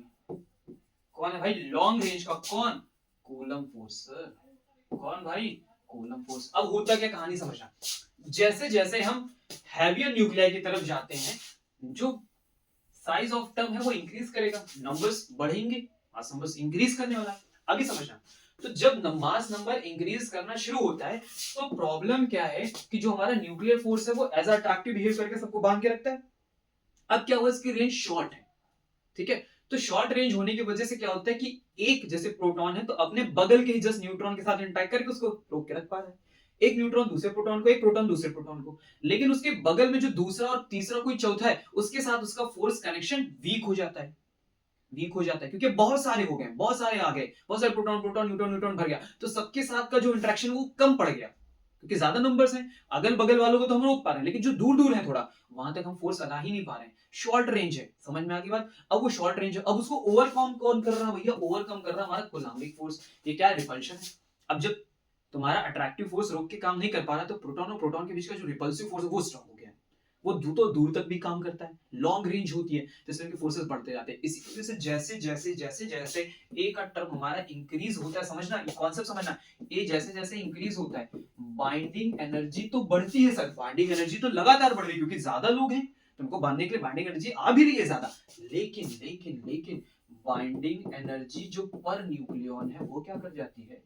डिक्रीज कर, क्योंकि उतना अमाउंट बाइंडिंग एनर्जी का नहीं बन पा रहा जितने ए इंक्रीज हो रहे बिकॉज ऑफ दिस फोर्सेस। तो ये लॉन्ग जो कूलम्बिक फोर्स है इसको क्या कर जाता है? ओवरकम कर जाता है। दैट्स व्हाई कि ये रिजल्ट हमें देखने को मिलता है। समझ गए बात को? कॉन्सेप्ट क्लियर हुआ? Get it? ओके, चलो अगले तो बढ़ते हैं, नेक्स्ट पार्ट पे आते हैं, अगले क्वेश्चन पे आएंगे। ठीक है, तो हम लोगों ने बात की थी कि हम लोग को और भी बहुत सारे न्यूमेरिकल्स करने हैं ताकि दिमाग में एकदम सेट हो जाए। ठीक है, चलो तो अभी न्यूमेरिकल्स भी आएंगे। Assertion: during the formation of a nucleus, the mass defect produced is the source of the binding energy of the nucleus. बिल्कुल सही बात है भाई, जो मास डिफेक्ट होता है वही सोर्स ऑफ एनर्जी होती है, बाइंडिंग एनर्जी। एकदम सही बात। For all nuclei, the value of binding energy per nucleon increases with mass number। कह रहे हैं कि A के बढ़ने के साथ बाइंडिंग एनर्जी पर न्यूक्लियॉन भी बढ़ती है। क्या ये बात सही है? गलत है, क्या बात सही है? गलत है। क्या बढ़ता है? ए के बढ़ने के साथ बाइंडिंग एनर्जी बढ़ती है पर न्यूक्लियन नहीं बढ़ता है, तो ये वाला भाई गलत हो गया। तो कौन सा ऑप्शन? सी नंबर का ऑप्शन। ठीक है, चलो आगे बढ़ते हैं अगले क्वेश्चन पे आगे। क्या है?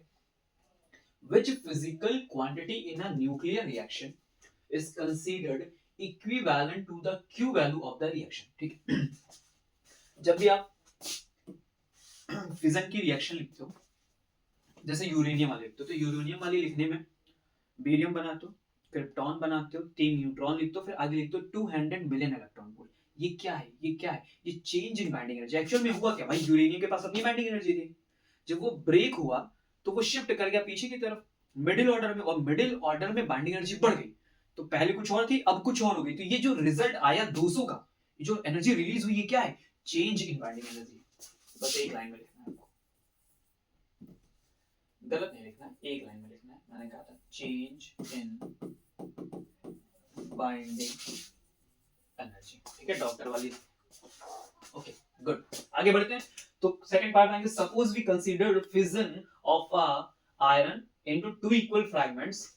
थोड़ा कम दिख रहा होगा, एल्युमिनियम है 13 और 28 लिखा है nucleus. Is the fission energetically possible? क्या ये पॉसिबल है? Justify your answer by working out Q value. तो कह रहा है भाई working out Q value, Q value निकाल के बताओ। ठीक है, वही वाली बात हो गई ना, क्यू वैल्यू मतलब जो कितना रिलीज होगा, क्या रिलीज होगा, तो वही बाइंडिंग एनर्जी का चेंज रिलीज होगा। यानी बाइंडिंग एनर्जी पूछ रहे कि निकालो, निकाल लोगे बाइंडिंग एनर्जी, बहुत सिंपल सी बात है। ओके चलो आओ, बाइंडिंग एनर्जी निकालने का क्या तरीका क्या है? भाई भाई भाई भाई भाई कौन कौन कौन कौन नहीं नहीं, चलो बाइंडिंग एनर्जी निकालने का तरीका क्या भाई? तो मैंने कहा सबसे पहले किसको ढूंढ के लाओ? डेल्टा एम को ढूंढ के लाओ। किसको ढूंढ के लाना? सबसे पहले डेल्टा एम को ढूंढ के लाना। तो डेल्टा एम कैसे मिलेगा? डेल्टा एम मिलेगा तुम्हें ये जो हमारा जो एफ है, ये ब्रेक हुआ इन दो पार्ट्स में।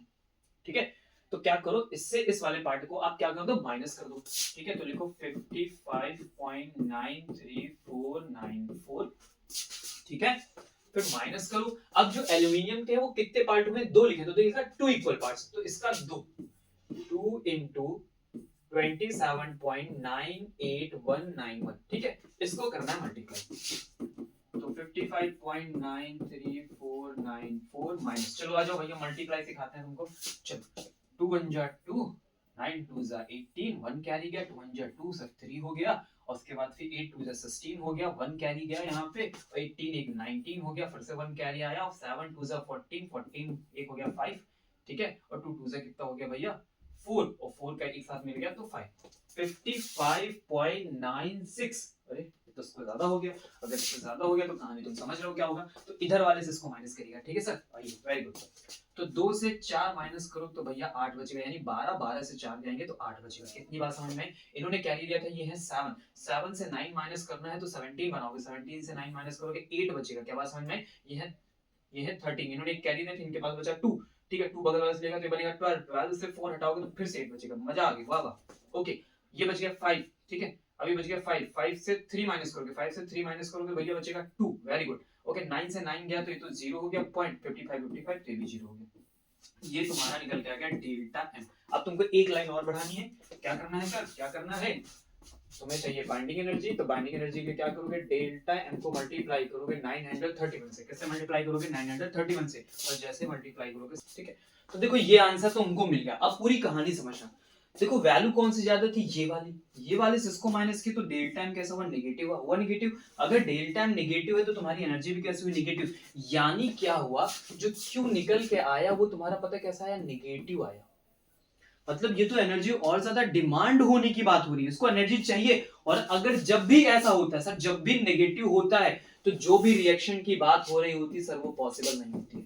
हमेशा बात को समझना। अगर तुमने क्यू वैल्यू निकाली और वो आंसर नेगेटिव में आ गया तो वो रिएक्शन पॉसिबल नहीं होगी। क्या बात समझ गए? रिक्वायरमेंट है, देखो एनर्जी बढ़नी चाहिए, मिलनी चाहिए। बाइंडिंग एनर्जी मिलती है ना। अब बाइंडिंग एनर्जी ही नहीं प्रोवाइड हो रही तो क्या कुछ फॉर्म हो पाएगा? क्या बात समझ में? मैं क्या कहने की कोशिश कर रहा हूं? तो वो पॉसिबिलिटी नहीं है, तो ये रिएक्शन पॉसिबल नहीं होगी। पूछा ना is this fission energy possible, तो आंसर क्या होगा सर? नो, नहीं पॉसिबल। आगे बात समझ में। चलो नेक्स्ट पार्ट पे नहीं चाहिए सर, बचा ही नहीं है, कुछ समझना ही पड़ेगा। अगले क्वेश्चन पे आ जाओ, पढ़ो। The binding energy per nucleon is practically constant for mass number in range 30 से ग्रेटर देन 170 से क्या है? Less than. तो कह रहे हैं कांस्टेंट है, ये बात सही है। हमने बीच में देखा कि वैल्यू हमारी जो है वो 56 से ऐसे फिर धीरे धीरे धीरे धीरे कांस्टेंट ग्राफ चलता है, होता है डिक्रीजिंग आता है, थोड़ा बहुत कांस्टेंट होता है। ओके आगे रीजन क्या, nuclear forces between the nucleus for mass number in the range 30 और 170 के बीच का आर नॉट शॉर्ट रेंज। अच्छा समझो बात को, ये कह रहे हैं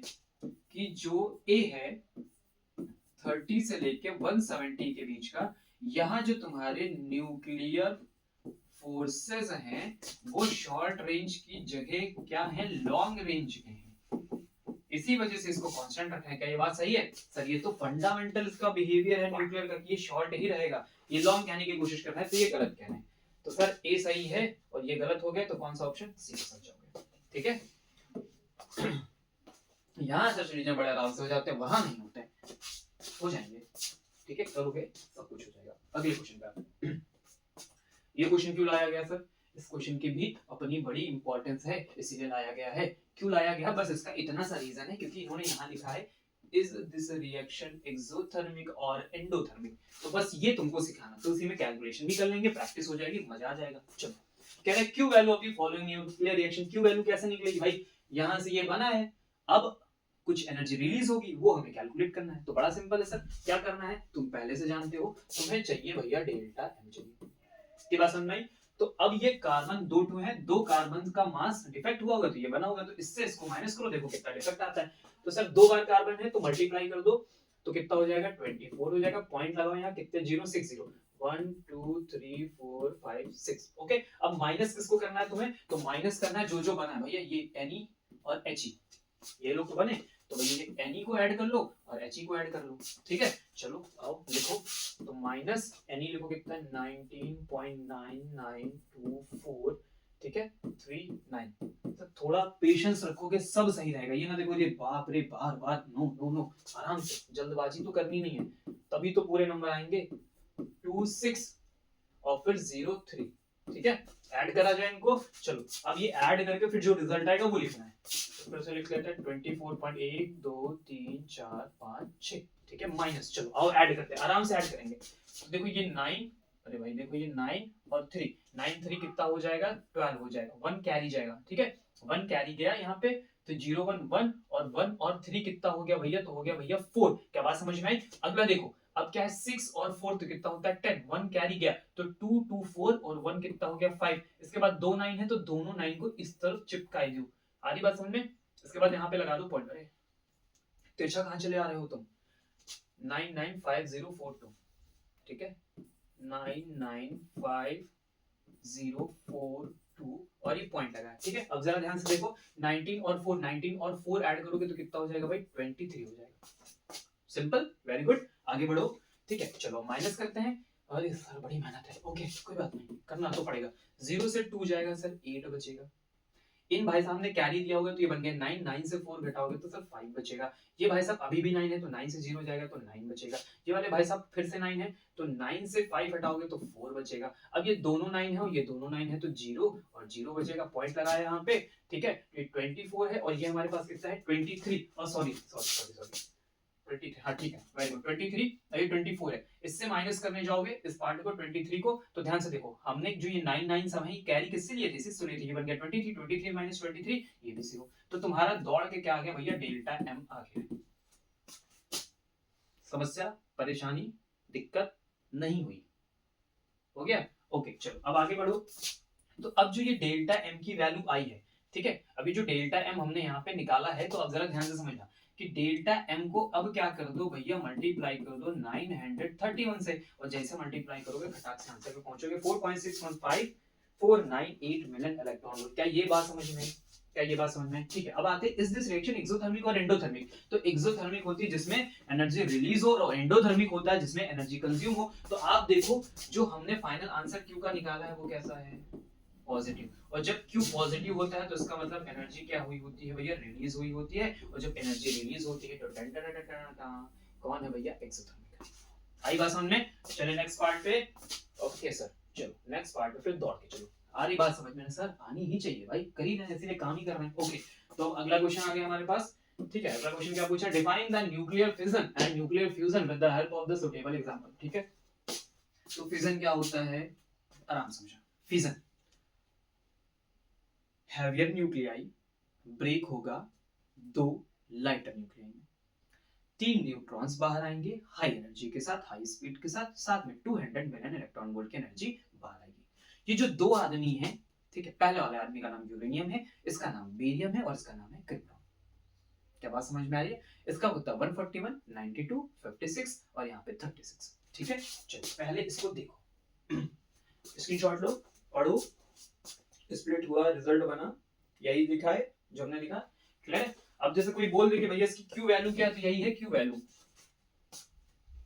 वही है क्यू वैल्यू। ओके, ठीक है। अब आ जाओ फ्यूजन प्रोसेस।